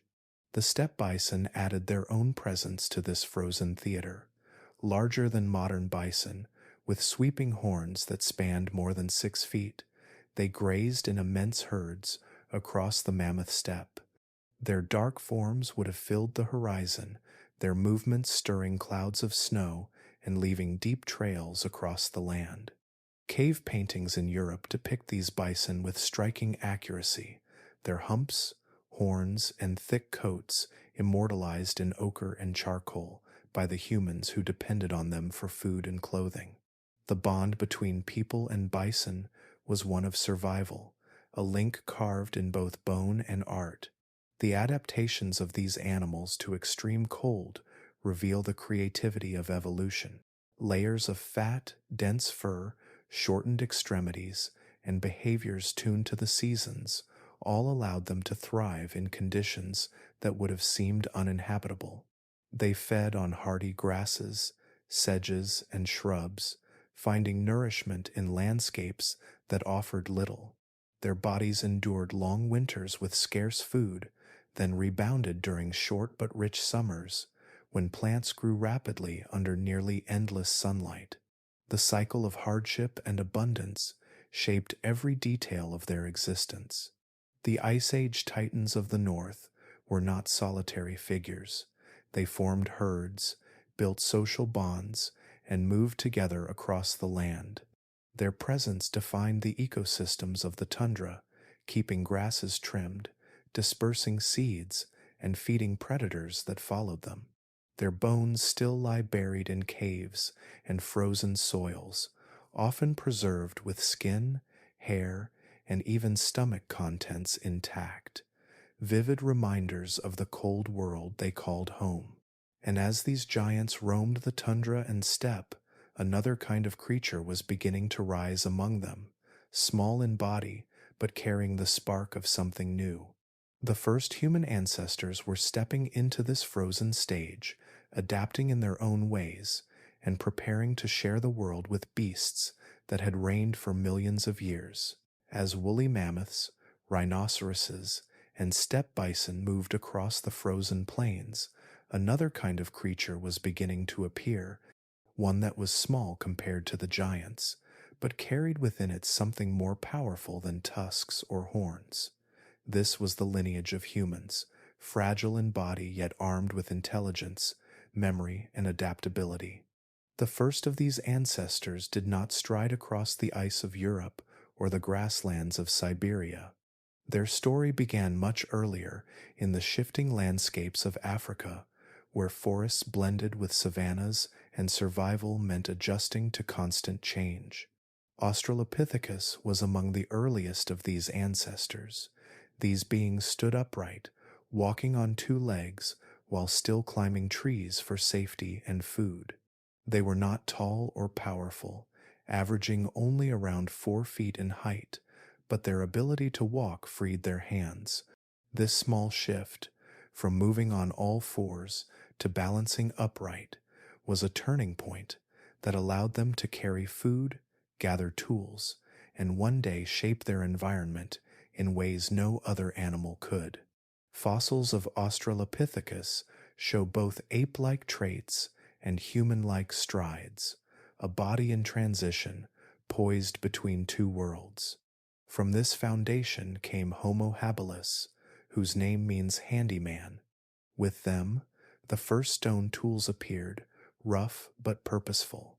These early tools were flakes struck from larger rocks, sharp enough to cut meat or scrape hides. For the first time, an ancestor could shape the world with something other than tooth or claw. This change opened new possibilities. Meat from large animals, once inaccessible, could now be scavenged from carcasses left by predators. Bones could be cracked for marrow, and hides could be prepared for warmth. Homo habilis carried knowledge in their hands, passing it from one generation to the next. The lineage continued with Homo erectus, a species that spread far beyond Africa into Asia and Europe. They stood taller, their bodies stronger, and their tools more refined. Stone axes with sharp edges allowed them to cut wood, butcher prey, and dig for roots. It was with Homo erectus that another breakthrough came, perhaps the most important of all, the control of fire. Fire meant warmth in cold nights, protection from predators, and the ability to cook food, making it safer and easier to digest. Around campfires, light flickered on faces as knowledge was shared, and the first shadows of culture began to emerge. These human ancestors did not live apart from the giants of their time. They adapted alongside them, moving with herds, following seasonal migrations, and sometimes daring to hunt animals far larger than themselves. Fossil evidence shows cut marks on the bones of ancient elephants, proof that early humans worked together to bring down prey many times their size. To stand against such creatures required cooperation, communication, and planning. These skills became as vital as strength, turning survival into a shared effort rather than an individual struggle. The world of these ancestors was filled with danger. Predators like saber-toothed cats and cave lions lurked at the edges of the firelight. Massive herbivores roamed the plains, and a single misplaced step near them could be fatal. Yet humans thrived not by outmatching these animals in strength, but by learning their patterns, by observing migrations, and by remembering where rivers flowed or where plants grew in each season. Their brains became their greatest adaptation, allowing them to weave memory and experience into tools for survival. The spread of Homo erectus across continents was a sign of how adaptable humans had become. They lived in forests, grasslands, and near coasts, crafting tools suited to each place. Their mastery of fire allowed them to enter colder regions, to face nights that would have killed unprotected bodies. Wherever they went, they encountered new species of megafauna, from giant elephants to rhinoceroses, and each encounter shaped their story. What began with small Australopithecus bodies walking upright had become a lineage capable of reshaping the balance of ecosystems. These ancestors lived alongside the giants, not replacing them at first but learning from their presence, testing the boundaries of what it meant to survive in a world filled with massive beasts. And as these early humans spread further across the globe, another chapter was waiting. A new species, Homo sapiens, would emerge, carrying with them not only fire and tools, but art, language, and imagination, ready to step into a world still ruled by mammoths and saber-tooths and leave their mark upon it. From the flickering firelight of Homo erectus, the story of humanity moved forward. Out of Africa, in the valleys and savannas where earlier ancestors first learned to walk upright, a new species emerged, one that would carry the weight of imagination, memory, and invention further than any before. These were Homo sapiens, our own kind, and their journey across the earth would change the fate of every landscape and every giant they encountered. The beginning of this journey is traced back more than 100,000 years ago. Africa, with its patchwork of forests, savannas, and deserts, was the cradle of Homo sapiens. Here they developed sharper tools, crafted from stone and bone, with edges precise enough to carve hides, cut meat, and shape wood. They painted ochre on their bodies, strung shells into ornaments, and began to weave symbolic thought into daily life. This blending of survival and creativity marked them apart. Their brains were not only adapted for remembering seasons and tracking prey, but also for imagining, planning, and sharing stories. With time, groups of humans began to move outward, first along the coasts of the Red Sea and across the narrow strait into the Arabian Peninsula. They followed rivers and shorelines, carrying fire, tools, and knowledge. Each step was cautious yet determined. By 60,000 years ago, humans had spread into Asia, walking along fertile valleys, skirting deserts, and entering forests where unfamiliar animals roamed. They adapted to new foods, from fish along riverbanks to fruits in tropical forests, and carried with them the memory of places left behind. In Europe, their arrival brought encounters with both ancient animals and ancient relatives. Here they found the great mammoths wandering the tundra, their tusks gleaming in the low winter sunlight. Herds of steppe bison grazed across plains, while reindeer migrated in vast numbers, their antlers sweeping above the snow. Humans tracked these herds, learning their rhythms, and relied on them for food, clothing, and shelter. At the same time, Homo sapiens met Neanderthals, who had lived in Europe for hundreds of thousands of years. The two groups sometimes competed for resources, but they also shared knowledge, and traces of their encounters remain written in our DNA. Further east, humans encountered the woolly rhinoceroses, formidable grazers with thick coats and horns, powerful enough to sweep through snow and fend off predators. In the shadows of Eurasia's wide steppes, they may also have glimpsed Elasmotherium, the shaggy giant with its massive horn, a creature so striking it may have left echoes in the myths of unicorns. To meet such a beast on an open plain must have been both awe-inspiring and frightening, a reminder that this was still a world where humans were small beside giants. In Asia, humans pressed deeper into forests, mountains, and coasts. They crafted new tools to fish rivers and hunt gazelle, and they learned to make clothing suited for cold climates.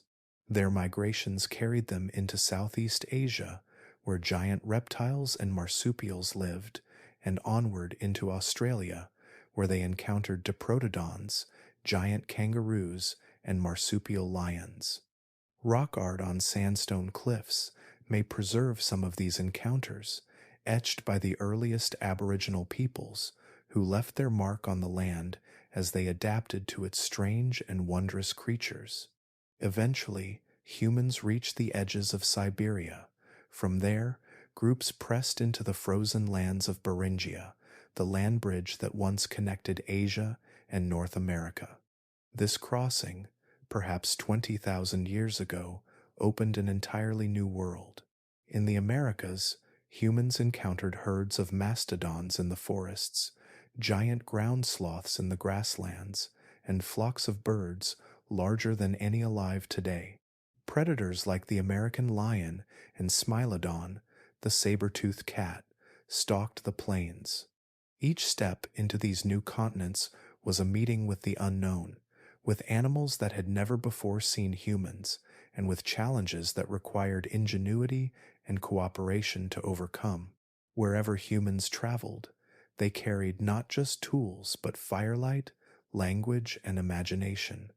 They sang, they painted, they carved stories into caves and onto bones.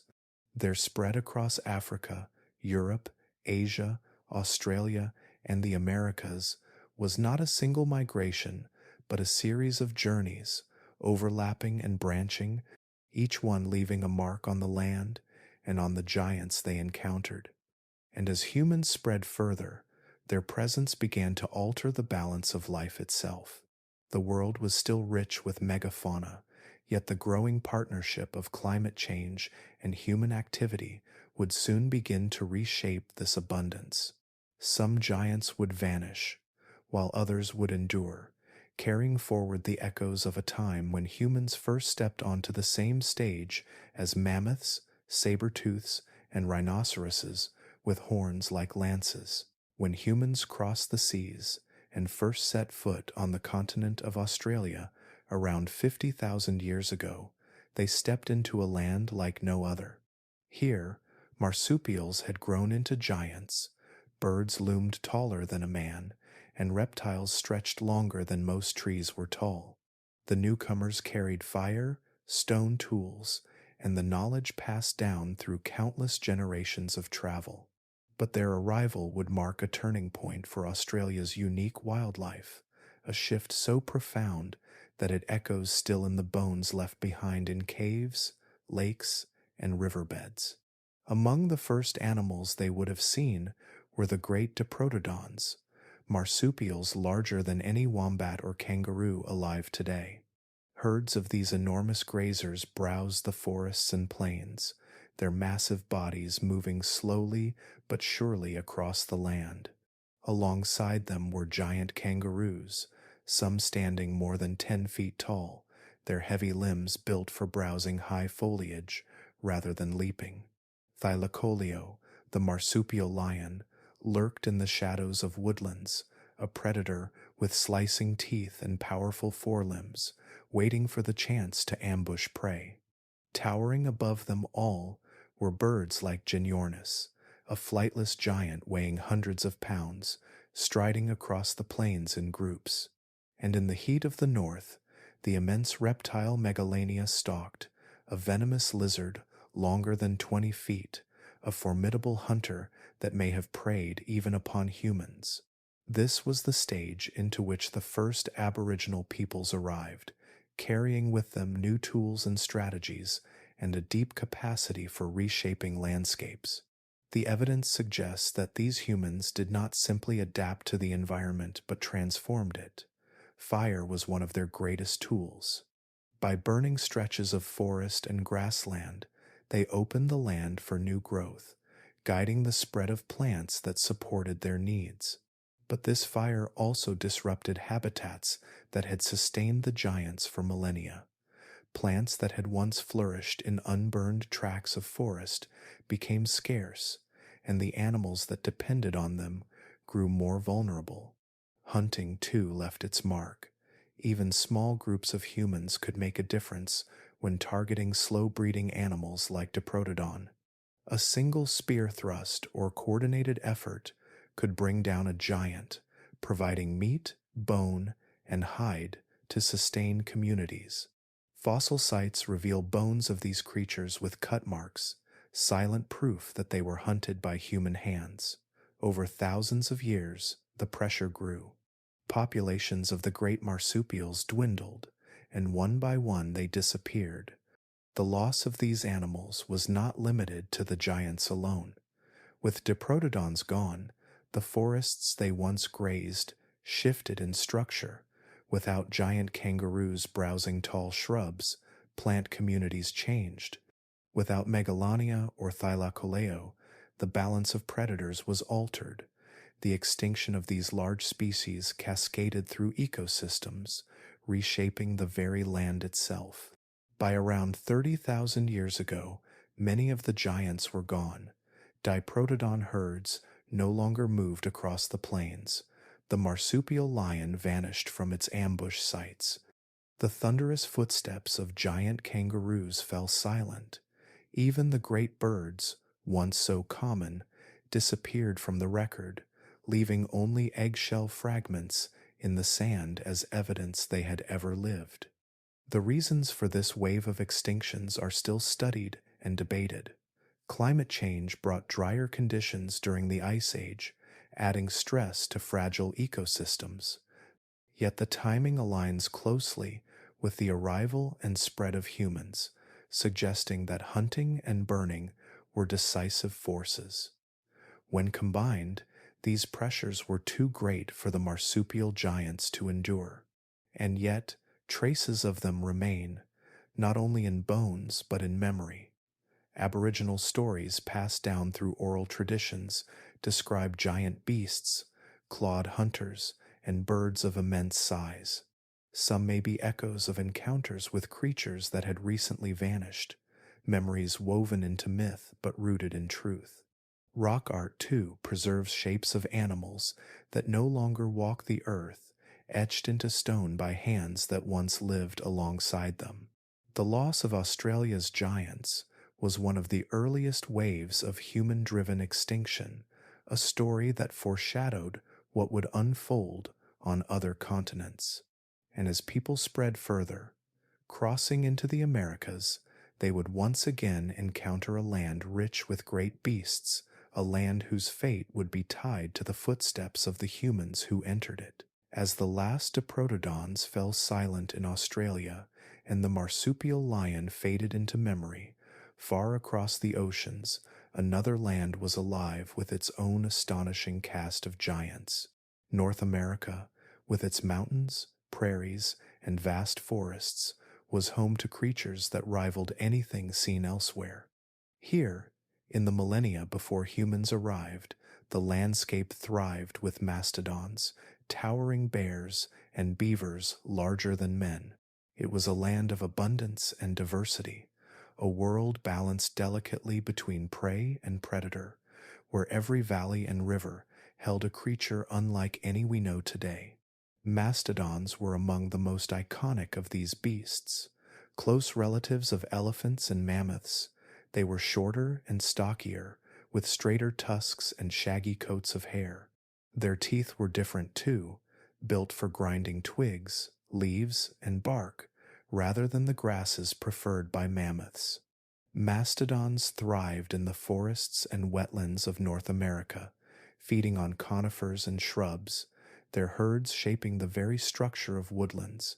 Fossils of mastodon skeletons are often found in bogs and lakes, their bones perfectly preserved in the oxygen-poor sediments, reminders of animals that once roamed from Alaska to Florida. Along the rivers and lakes, another giant left its mark. The giant beaver, Castaroides, was a creature both familiar and strange. Growing nearly 8 feet long and weighing close to 200 pounds, it dwarfed the beavers of today. Unlike their modern cousins, these beavers may not have built dams, but their enormous size and strong teeth suggest they could cut through thick branches with ease. Imagine rivers edged by the sounds of these massive rodents, splashing and chewing, reshaping wetlands in ways no animal has done since. Fossil skulls reveal incisors longer than a man's finger, orange with iron, designed for a life of cutting wood and grinding plants. But it was the short-faced bear that perhaps inspired the greatest awe and fear. Arctodus, as it is called, was one of the largest land carnivores to ever exist, standing more than 12 feet tall when reared on its hind legs. Its limbs were long and slender compared to modern bears, built for speed rather than lumbering strength. Scientists believe it may have been capable of running down prey across open ground, a pursuit predator rather than a simple scavenger. Its sheer size meant that few animals could challenge it, and in any contest over a kill, the short-faced bear would have won. Fossil evidence shows it roamed from the tundra of Alaska down into the heart of the continent, a ruler of the Pleistocene plains. These giants lived alongside others as well. Ground sloths the size of small elephants pulled down tree branches with their claws. Herds of ancient camels grazed the grasslands, while horses, native to North America before vanishing and later returning with Europeans, galloped across prairies in great numbers. Saber-toothed cats stalked bison and horses, dire wolves moved in packs, and condors with wingspans wider than a man is tall soared above the carcasses left behind. North America was a tapestry of abundance, every niche filled, every ecosystem rich with variety. And then humans arrived, crossing the land bridge of Beringia from Siberia perhaps 20,000 years ago. Small groups spread southward through ice-free corridors and along coastlines They carried stone-tipped spears and a knowledge of cooperative hunting that allowed them to challenge animals many times their size. Archaeological sites reveal butchered mastodon bones marked with flint blades, evidence that people targeted even the largest prey. In caves, the remains of short-faced bears suggest encounters that must have been both dangerous and decisive. The speed of what followed was astonishing. Within only a few thousand years of human arrival, many of North America's giants were gone. Mastodons disappeared, their herds no longer shaping forests. Giant beavers vanished from the rivers, leaving ecosystems forever changed. The short-faced bear, once dominant, faded from the record, its power no match for shifting climates and human competition. Ground sloths, camels, and horses all vanished as well, their bones left as silent witnesses to a world undone in the blink of geological time. The reasons for this wave of extinctions remain complex. Climate at the end of the Ice Age was warming, altering habitats and shrinking the ranges of cold-adapted species. But the timing aligns closely with the arrival of humans, suggesting that hunting, combined with habitat changes, placed a burden too heavy for the giants to bear. What had thrived for millions of years ended in just a handful of millennia, the transition so swift it stands out starkly in the fossil record. Yet even in their absence, the memory of these animals lingers. In bones pulled from tar pits, in carvings and stories from early peoples, in the fossils that scientists piece together, the great beasts of North America remind us that the world we see today is only the latest chapter of a far grander story. And just as the northern continent lost its giants, so too would the rest of the world, as climate instability and human expansion continued to shape the fate of the megafauna. The silence that followed the disappearance of North America's mastodons, short-faced bears, and giant beavers was only one part of a greater pattern unfolding across the earth. From the plains of South America to the steppes of Eurasia, from the savannas of Africa to the islands of the Pacific, the great beasts that had ruled for millions of years were entering their final days. It was not a single moment, but a cascade, a slow unraveling of an age that had once belonged to giants. The world was changing. The ice ages that had dominated the Pleistocene were coming to an end. Glaciers that had once stretched across continents began to retreat, releasing floods of meltwater into the oceans. Weather patterns shifted unpredictably, with cold snaps followed by sudden warming. Grasslands shrank in some regions, forests spread in others, and rainfall rhythms altered across entire continents. Animals that had evolved to thrive in the steady cold of the mammoth steppe or the wide-open plains of the Americas now found their habitats shrinking beneath them. For the great herbivores, these changes were devastating. Mammoths, woolly rhinoceroses, and giant ground sloths all relied on vast stretches of grazing land. As climates shifted, grasses retreated in some places, replaced by forests or scrubland, reducing the abundance they needed. The giants that had once roamed in herds, numbering in the thousands, began to dwindle, their numbers falling year by year as food grew scarce. Yet climate was only one part of the story. The arrival and spread of humans placed new pressures on ecosystems already under stress. Wherever people traveled, evidence of hunting followed. In Siberia, mammoth bones have been found with spear points embedded in them, marks of human weapons driven into their hides. In South America, the remains of giant ground sloths carry cut marks from stone tools, showing they were butchered for meat. In Europe, cave paintings capture not only the beauty of animals like bison and horses, but perhaps also the reverence of hunters who depended on them for survival. Hunting alone may not have been enough to destroy entire species, but combined with shifting climates, it became a burden too heavy for the giants to endure. Many of these animals reproduce slowly, with long lifespans and few young. A steady loss of individuals to hunting could tip fragile populations into collapse. The giants of the Ice Age were not prepared for the dual challenge of shrinking habitats and a new predator that was clever, cooperative, and relentless. By around 10,000 years ago, the impact was visible across the globe. In South America, the armored glyptodonts vanished, their car-sized shells left buried in riverbeds. The giant ground sloths disappeared, leaving only the smaller tree-dwelling species we know today. In Eurasia, woolly rhinoceroses, once common across the frozen plains, were gone, their shaggy coats no longer grazing the steppes. Mammoths, once spread from Spain to Siberia, survived only in small, isolated populations on islands, lingering for a few thousand more years before fading completely. Even islands could not escape this wave of loss. On the Mediterranean islands, dwarf elephants and hippos that had adapted to their small environments were hunted into extinction. In New Zealand, the moa, a group of giant flightless birds, disappeared within centuries of human arrival.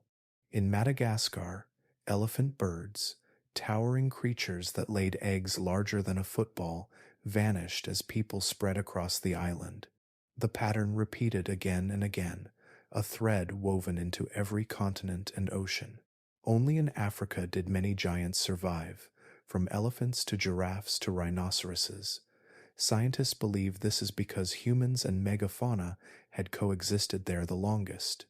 Animals had time to adapt to human presence, learning to fear and avoid them, unlike the giants of other lands that faced humans suddenly and without warning. The disappearance of megafauna worldwide reshaped the planet in ways still felt today.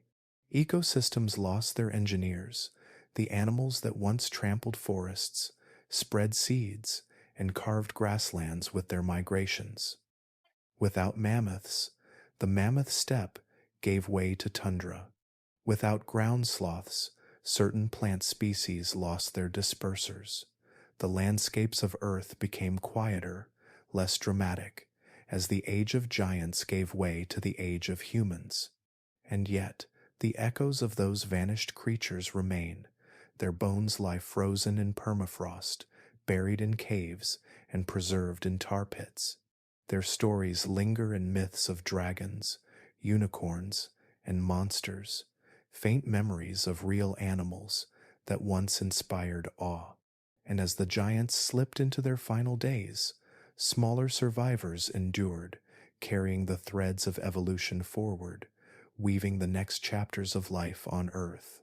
When the Ice Age giants fell silent, when mammoths no longer roamed the steppes and saber-toothed cats no longer crouched in tall grass, the Earth did not empty of life. Instead, it shifted. Some lineages endured, holding on like threads woven across deep time. They were the survivors, the echoes of an age now gone, reminders that even as extinction claimed many, resilience allowed others to carry forward. Among the largest of those survivors were the elephants. They are the closest living relatives of mammoths and mastodons, their massive forms still pressing deep tracks into the soil of Africa and Asia. Elephants carry the same intelligence and social bonds that once guided herds of mammoths, the same sweeping tusks used to strip bark from trees and dig into dry ground for water. Their presence today is a glimpse of what the world must have looked like when giants shaped every ecosystem, their migrations opening forests, spreading seeds, and carving pathways through the land. Rhinoceroses too survived the wave of extinctions, though their numbers have grown fragile. Modern rhinos, with their thick hides and single or double horns, are descendants of a lineage that once included the woolly rhinoceros and even greater forms like Elasmotherium. They still graze grasslands and browse forests, carrying forward a role that once anchored the balance of ecosystems. Their heavy steps, their wide mouths, and their stubborn strength keep alive the memory of ice age grazers that vanished when climates shifted and humans spread. The oceans, too, hold survivors of deep history. Whales, born from land mammals that returned to the sea, remain as living monuments to evolution. The great blue whale, the largest animal to ever live, is a direct heir of the story that began with Pakicetus wading in shallow waters. Unlike Megalodon, which dominated the seas for millions of years before vanishing, whales adapted and endured. Some species grew larger, others learned to dive deeper, and together they carried their lineage forward into the present. Their songs still ripple through oceans, a haunting continuation of a story that began when the first mammals dared to leave the shore behind. Yet survival was not only for the giants. Small mammals, often overlooked, carried forward much of the evolutionary story. Rodents, with their sharp teeth and rapid breeding, spread into every environment. Shrews, bats, and rabbits multiplied, finding niches in forests, deserts, and tundras. Their adaptability was their strength. They could hide, reproduce quickly, and feed on diverse foods. When climates shifted or predators came, they endured by bending rather than breaking. Their fossils show a continuity that outlasted the giants, a quiet persistence that shaped the future of ecosystems long after mammoths and mastodons were gone. Birds, too, carried the flame of survival. Descended from dinosaurs, they had already proven their resilience once when their ancient relatives perished at the end of the Cretaceous. Now, through the upheavals of the Ice Age and the loss of megafauna, they endured again. Small songbirds flitted through forests, seabirds crossed oceans, and raptors circled above plains. Even as some great birds like the terror birds and the moas disappeared, countless others thrived, adapting to new climates, new predators, and new food sources. Their wings carried forward a lineage older than mammals themselves, reminding us that flight was one of the most enduring solutions life ever found. The resilience of adaptable species was the thread that tied all of this together. Survival favored not only strength or size, but flexibility, the ability to eat many foods, to live in different habitats, to breed quickly, or to migrate long distances meant the difference between extinction and endurance.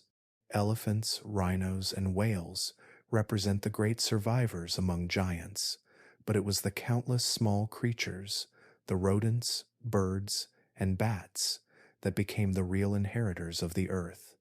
Their abundance filled the gaps left behind, reshaping ecosystems into new patterns that would carry forward into the holocene.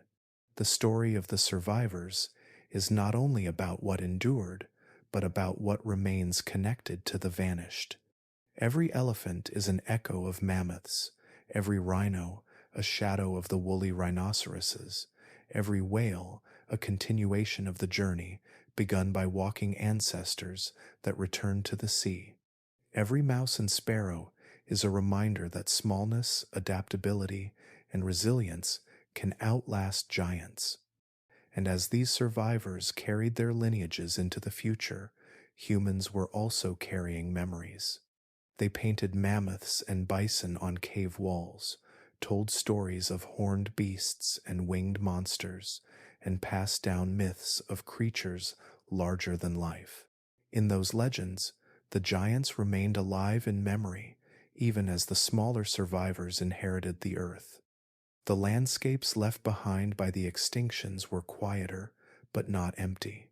They had been reshaped by those who endured, and now humanity itself would begin to remember and retell the story of giants, transforming bone and memory into myth. Even as the last giants vanished from the land, they did not disappear entirely. Their echoes lingered in memory, in story, in art etched on stone walls by firelight. Humans, who had once walked beside mammoths, hunted bison, and watched rhinoceroses sweep snow aside with their horns, carried the presence of these creatures into the only place extinction could not touch the imagination. From this spark, legends were born. In caves across Europe, paintings preserve visions of the Ice Age world. On walls deep within Lascaux in France, Chauvet in the Ardèche Valley, and Altamira in Spain, mammoths still march across stone. They are drawn with sweeping tusks, shaggy outlines, and herds that echo the real animals once seen by human eyes. Woolly rhinoceroses too appear, their horns exaggerated into sharp silhouettes, as though the artists wanted to capture not only what they saw, but the power these beasts carried. By the flicker of torchlight, these images came alive, shimmering with movement, linking memory to art in a way that outlasted both the hunters and the hunted. But the memory of giants did not stay only in paintings. It transformed into myths, reshaped by generations of retelling. The skulls of mammoths, with their single large opening in the center where the trunk once attached, may have inspired the first tales of Cyclops' one-eyed giants imagined by storytellers who stumbled upon ancient bones. The long horns of woolly rhinoceroses and Elasmotherium may have fed into the stories of unicorns, creatures of beauty and mystery that survived in legend long after the real animals were gone. To find a skull or horn eroding out of frozen ground was to encounter something both familiar and otherworldly, a reminder of a time when humans shared the world with beings that seemed larger than life. The myths of dragons may also trace their roots to these ancient discoveries. Fossilized bones of large animals, whether mammoths, mastodons, or giant reptiles, unearthed by early peoples, could easily be seen as the remains of fire-breathing monsters. Across Asia and Europe, stories of serpents and winged beasts grew, each one carrying an echo of real bones weathered by time. Even in places where people had never seen living megafauna, they still found their remains, and through imagination, they gave them new life. These legends became more than stories. They shaped culture, guiding belief systems, rituals, and art. Unicorns became symbols of purity in medieval Europe, dragons of power and danger in both Eastern and Western traditions. In Aboriginal rock art of Australia, massive figures painted on stone may reflect memories of marsupial lions and giant kangaroos, passed down in oral traditions long after the animals themselves were gone. In the Americas, carved stones and myths told of giant sloths and monstrous bears, their memory preserved in story even as the land changed. What is most striking is how often these myths connect to real creatures. They are not purely inventions of the mind, but transformations of memory, filtered through awe, fear, and reverence. For early humans, these animals were not distant curiosities, but central to survival. They were hunted, feared, admired, and remembered. When their bodies no longer roamed the plains, their images remained, preserved in caves and in mines, reshaped into dragons, unicorns, and beasts of story. In this way, the giants found immortality. Though extinction silenced their herds and roars, their presence survived in human culture, carried forward not by bone or blood, but by imagination. And while myths remembered them in symbolic form, the earth itself continued to carry forward their legacy in smaller ways, through the tiny survivors, rodents, bats, and birds that would quietly thrive as the great beasts faded into legend, while the memory of mammoths, saber-toothed cats, and rhinoceroses lived on in cave art and myth. The real inheritors of the earth were not the giants, but the small and often overlooked creatures that endured when others could not. Rodents, bats, and shrews, tiny compared to the titans of the Ice Age, became the quiet winners of deep time. Their survival was not spectacular or grand. It was subtle, persistent, and steady, and in that persistence, they reshaped the balance of life on Earth. Rodents are perhaps the most extraordinary example. Emerging long before the end of the Ice Age, they spread across nearly every environment, from forests to deserts to grasslands. Their teeth were the key to their success, continuously growing incisors, sharp and ever renewing, allowed them to gnaw through wood, seeds, and even the toughest plant material. When food was scarce, rodents could adapt their diets to survive. When climates shifted, they bred quickly, producing litters large enough to maintain populations in even the harshest conditions. In burrows beneath the snow, in nests tucked into trees, or hidden in fields, they endured while larger, slower breeding animals faded away. Bats tell another story of quiet triumph. Small, nocturnal, and often unseen, they took to the skies when daylight predators ruled the land. Their ability to fly set them apart from all other mammals, and echolocation gave them the power to navigate and hunt in darkness. While mammoths and bison thundered across the plains, bats darted silently through the night air, feeding on insects that might otherwise have overwhelmed ecosystems. Some species even adapted to fruit, pollen, and nectar, becoming critical pollinators and seed dispersers. In this way, bats wove themselves into the very fabric of forests and grasslands, helping plants spread and ecosystems regenerate.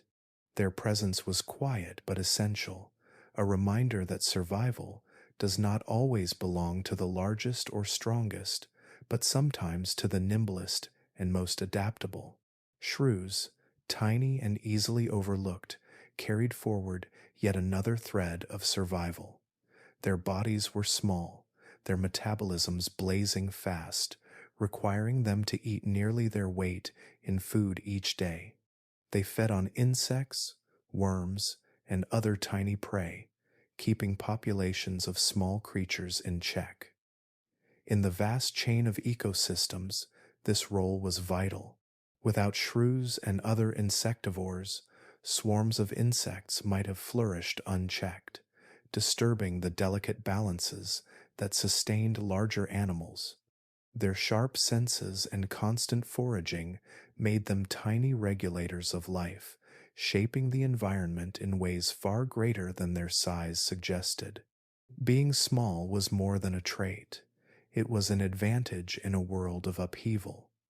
When climates shifted, small animals could find refuge in cracks, burrows, or pockets of shelter that giants could not use. When food supplies dwindled, they needed far less to survive.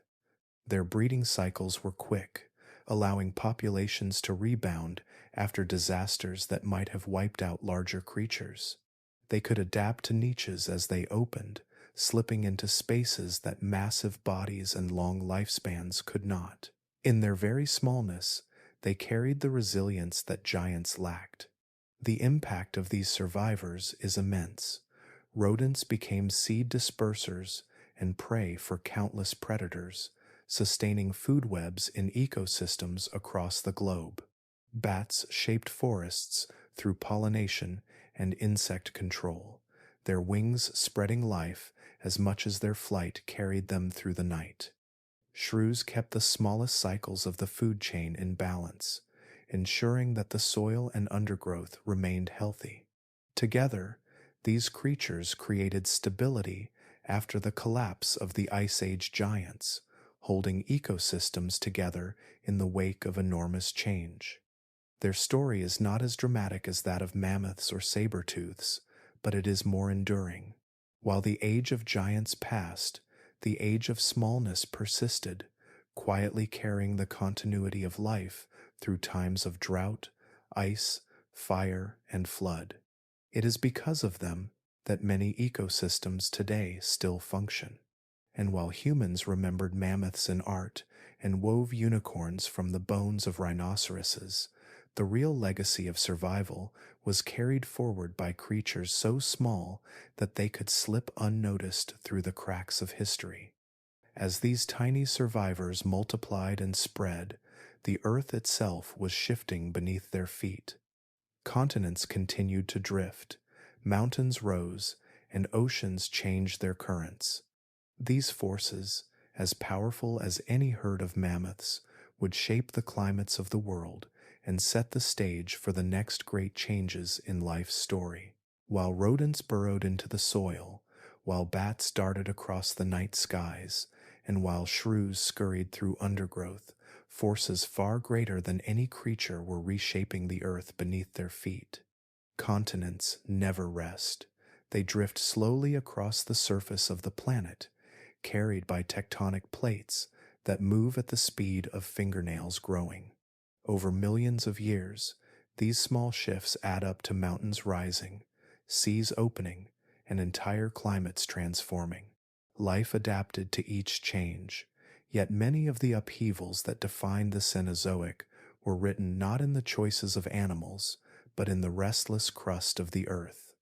One of the most dramatic changes came with the rise of the Himalayas. Around 50 million years ago, the continent of India, once an island adrift in the ocean, collided with the southern edge of Asia. The force of this impact folded rock upward, pushing stone upon stone until mountains soared higher than any that had come before. Even today, the Himalayas continue to rise, their jagged peaks reaching into the sky, shaped by the same collision that began so long ago. But the impact of these mountains was not limited to their height. They altered the very breath of the planet. The rise of the Himalayas changed global weather. Their towering walls blocked moist air from the oceans, creating monsoon cycles that drenched one side in rain while casting vast regions into arid deserts on the other. Dust blown from the Tibetan Plateau settled into distant lands, feeding soils with minerals and altering vegetation patterns far from the mountains themselves. The Himalayas acted like a great switch, turning winds and rains into new patterns, guiding the rhythm of seasons across Asia and beyond. At the same time, oceans shifted. Tectonic movements reshaped seaways, narrowing some and opening others, redirecting currents that carried heat around the globe. The closure of the seaway between North and South America, with the rise of the Isthmus of Panama about 3 million years ago, was one of the most significant of these changes. Warm waters that once flowed freely between the Atlantic and Pacific were forced northward, strengthening the Gulf Stream and carrying heat toward Europe. This redirection warmed some regions while cooling others, a shift that played a role in the onset of ice ages. Even earlier, the separation of South America from Antarctica isolated the southernmost continent, allowing a powerful circumpolar current to form around it. This current sealed Antarctica in cold, cutting it off from the warmer waters of the rest of the planet and allowing ice sheets to expand. Over millions of years, the interplay of drifting continents and swirling currents created cycles of warmth and ice, reshaping the habitats available to animals and plants. These great shifts in land and sea influenced not only temperatures, but also the pulse of evolution itself. As mountains rose and climates shifted, grasslands spread, giving rise to grazing animals and the predators that hunted them. As ice advanced and retreated, species were pushed into new ranges, tested by cold, and forced to adapt or vanish. The story of life in the Cenozoic was written as much by drifting stone as by flesh and bone. The ice ages themselves, those cycles of glaciers advancing and retreating, were tied to these oceanic and atmospheric changes. Currents carried heat differently, winds shifted, and ice grew thick across the poles. The advance of glaciers sculpted valleys and carved lakes, leaving behind landscapes still visible today. As the ice retreated, it released floods that reshaped rivers, spread fertile soils, and opened paths for plants and animals to recolonize. Each surge of ice and meltwater tested life, but each also created new opportunities, new niches to fill, and new stories to unfold. Through it all, the small survivors endured, carried forward by their adaptability, while larger animals rose and fell with the tides of change. Yet the restless continents and shifting seas were not finished. Even as they set the stage for ice ages, they prepared the ground for the holocene, the brief warm period in which humans would rise fully into dominance. When the last ice age began to loosen its grip, glaciers retreated, seas rose, and climates softened into a warmth the Earth had not felt for many thousands of years. This new chapter, beginning about 11,700 years ago, is what scientists call the Holocene. It is the epoch we still live in, though its world is as different from the mammoth steppe as the mammoth steppe was from the age of dinosaurs. The giants were gone, their footsteps erased from plains and tundras, and in their place humanity rose, carrying with it the seeds of a new way of life. The Holocene was marked by stability, something rare in the story of Earth. Where Ice Age climates had lurched between cold and warmth in sudden swings, the Holocene brought seasons that repeated with relative predictability. Rainfall patterns steadied, summers and winters found balance, and ecosystems flourished under this new rhythm. Forests spread again into places once locked in ice, and rivers swelled with meltwater, carving fertile valleys. Grasslands turned green under steady rains, and coastlines stretched outward where glaciers had once pressed down on the land. For humans, this stability changed everything. No longer forced to move constantly in pursuit of herds or to adjust to sudden cold, groups began to settle. In river valleys of the Fertile Crescent, seeds that had once been gathered were now deliberately planted. Wheat and barley grew under human care, and animals like goats and sheep were domesticated, their wildness tempered into companionship and resource. Agriculture was born, and with it villages, then towns, then cities. Across the world, similar transformations unfolded. In China, millet and rice were cultivated, while in the Americas, maize, beans, and squash became staples. In Africa, sorghum and yams fed growing populations. Each region discovered its own partnership with plants and animals, reshaping landscapes into farmlands, pastures, and orchards. The steady warmth of the Holocene allowed harvests to be stored, surpluses to be traded, and communities to expand beyond the limits of immediate survival. Civilization rose on this foundation. The rivers of Mesopotamia, the Nile in Egypt, the Indus in South Asia, and the Yellow River in China became the cradles of early cities. Stone gave way to bronze, bronze to iron, and tools once used to hunt mammoths were now used to plow fields and raise monuments. Writing systems emerged to track harvests and laws, and stories of gods and heroes were told to explain the mysteries of life and death. Humanity became not just a species among many, but a force shaping the very surface of the planet. Yet this ascendance came in a world where the great beasts were absent. Mammoths no longer grazed the northern steppes, giant sloths no longer pulled down tree branches in the Americas, and diprotodons no longer browsed in the forests of Australia. The ecosystems humans inherited were quieter, smaller, shaped as much by absence as by presence. Elephants, rhinoceroses, and whales carried forward the memory of giants, but most of their kin were gone. Humanity rose in a landscape cleared of competitors, where adaptability and intelligence had outlasted size and strength. The Holocene was not only a story of agriculture and cities, but of spread. Humans crossed every continent, from the Arctic tundra to the Pacific Islands, from deserts to rainforests. With each migration, they adapted anew, building homes of snow in the north, terraced farms in mountains, and seafaring canoes to cross wide oceans. Where once survival had meant living beside giants, now survival meant shaping the land itself, cutting forests, irrigating fields, and domesticating landscapes as thoroughly as animals. But even as humans flourished, the Holocene was never entirely steady. Volcanic eruptions darkened skies, rivers flooded, and droughts struck. Civilizations rose and fell, some leaving only ruins and legends behind. Yet, through it all, the overarching warmth of this epoch allowed humanity to persist, to grow in numbers, and to weave culture, science, and art into its survival. The Holocene is our age, an interlude of warmth that gave us time to plant, build, and dream.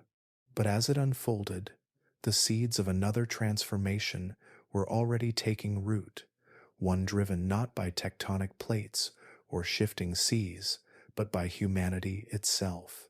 For the first time in Earth's history, a single species began to reshape the destiny of countless others, bringing extinctions and altering climates on a scale once reserved for asteroids and ice. The warmth of the Holocene allowed humanity to spread, to build farms and cities, to weave language and art into daily life.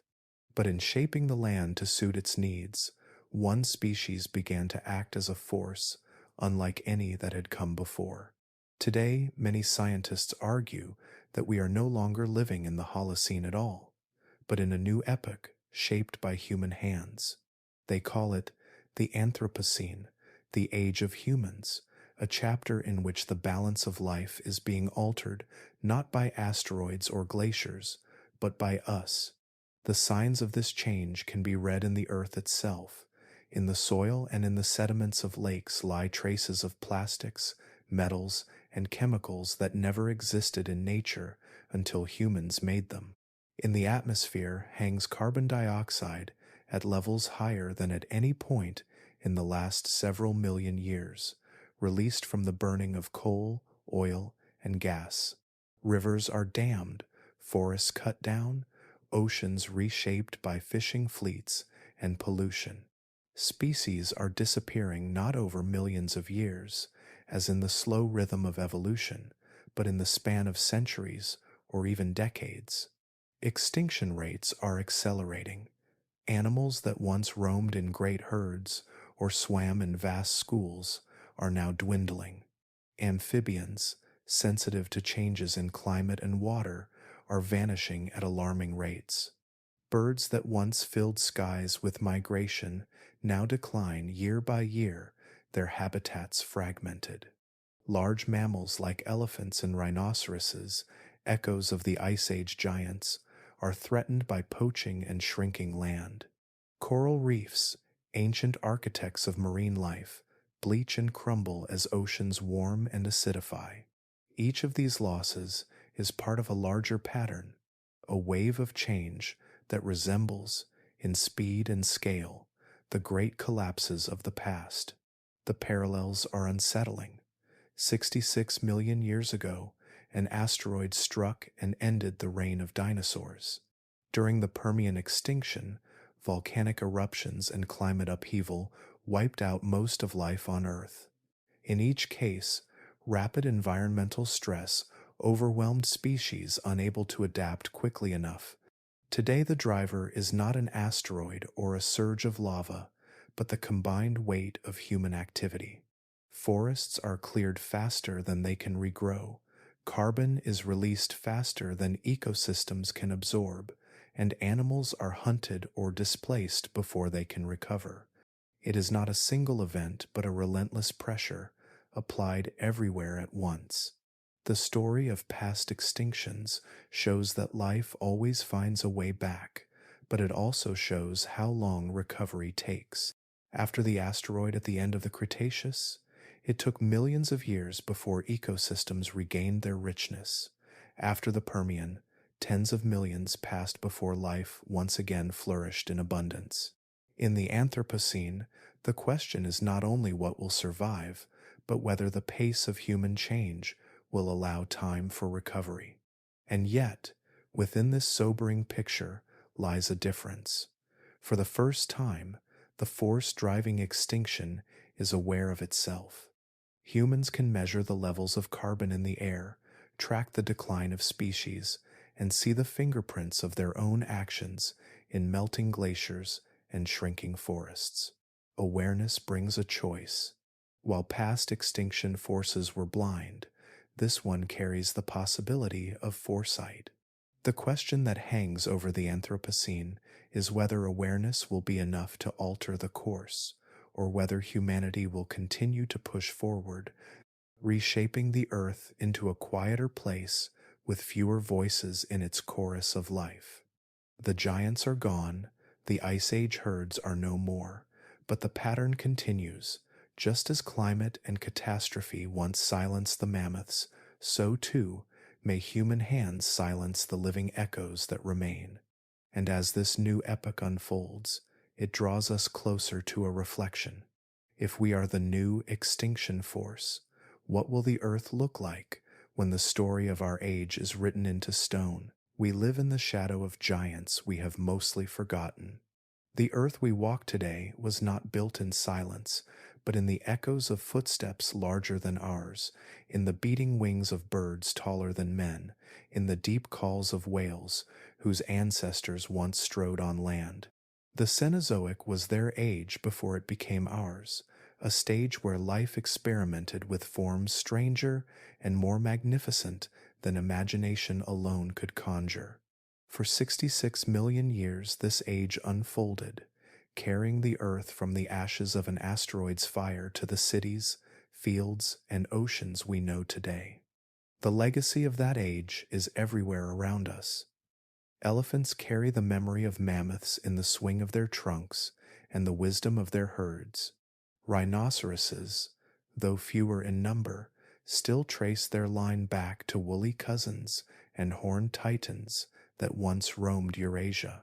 Whales dive in oceans, the largest animals to ever live, their voices vibrating across miles of water, reminders that once a creature with hooves stepped into rivers and began a journey into the sea. Even the smallest survivors, the mice, the bats, the shrews, live as proof that endurance is not always about size, but about resilience, flexibility, and persistence. And woven among them all is humanity, a species born from this age, not apart from it, shaped by the same winds, the same shifting continents, the same tests of survival. When we look back at the Cenozoic, we see not only the drama of extinction, but also the persistence of life. After fire and ash silenced the dinosaurs, tiny mammals crept from burrows. They grew, they adapted, they rose into forms so varied that they filled every empty niche.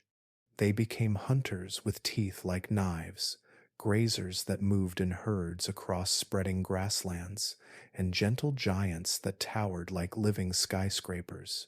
The story of the Cenozoic is not only about loss, but about renewal, about the endless creativity of evolution, and the resilience that carried life forward when so much had been erased. And within this grand story, humanity arrived late, but not unnoticed. We walked into landscapes still vibrant with mammoths, giant kangaroos, and saber-toothed cats. We painted them on cave walls, hunted them, feared them, and eventually watched as many slipped away forever. Now, in our own age, we are faced with the responsibility of remembering that we are not outside this story. We are part of it. The same Earth that carried terror birds and mastodons carries us, and the choices we make ripple outward, shaping the lives of countless other species. To live in the shadow of giants is to carry their memory, Their bones rest beneath our feet, their images survive in our myths, and their legacy lives in the animals still among us. The Cenozoic gave us not only whales and elephants, but also ourselves. It gave us the chance to walk upright, to think, to imagine, and to tell stories that stretch from the silence after an asteroid strike to the lights of modern cities. This journey through forgotten ages is more than history.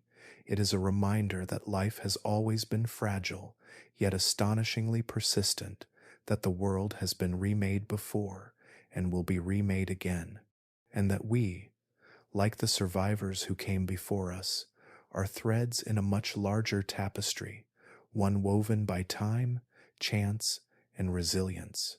If you've found calm in this journey through deep time, it would mean a great deal if you gave this video a gentle like and perhaps subscribed so you can join me on more wanderings through Earth's mysteries. And if you feel like sharing, let me know in the comments where are you listening from tonight and what time is it there. I always love seeing how these quiet stories travel across the world, one dreamer at a time. So now, let the story of the giants linger in your thoughts, soft as an echo carried on the wind. The earth has been many worlds before ours, and it will be many more after. And in the quiet of this moment, we stand within that story, the latest chapter in an age of wonder,